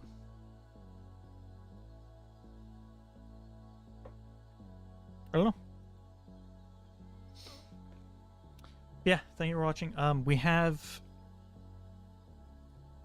a Discord for Saltbox Games. If you want stream updates, maybe you want to just goof around. I don't know. We don't really have a lot going on there right now, but hopefully in the future we will. But we do announce when we start a raid or our streams in there. We also have a YouTube for Saltbox Games, and all of our dev streams are, we have like a playlist of all the dev streams in there, so if you wanted to go back and watch a previous dev stream, you can do that.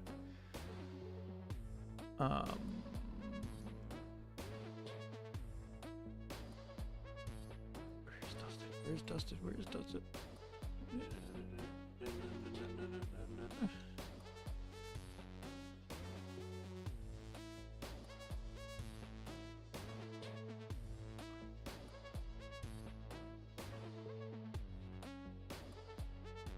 So yeah, I may not be able to raid with Saltbox So we may have to just do the raid on my channel. So Dusted is not answered. So I think I'm just gonna do the raid on my channel. Damn it. Well, whatever. So yeah, thank you guys for watching. Let's just start the raid. I'm gonna try to get Dusted to like make a command or something. Actually, maybe he has a command. Munglo. Nope. Does not have a command for it. Okay.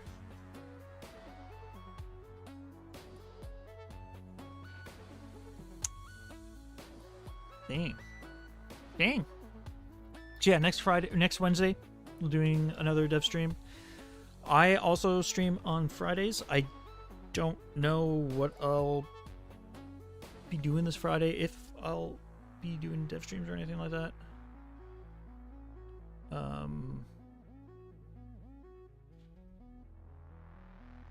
Yeah. Boop-a-doo-boop-a-doo-boo. If you are on the Saltbucks streams, simply because Dust is not doing the raid, it would be kind of nice if you jumped over to my stream, but that's fine. It's fine, whatever. I'm gonna figure out that stuff. I'm gonna get him to write a command. I'm gonna make him write a command so I can just do the raid myself, because it's kind of annoying. Well, thank you guys for watching, and I hope you enjoy Manglo.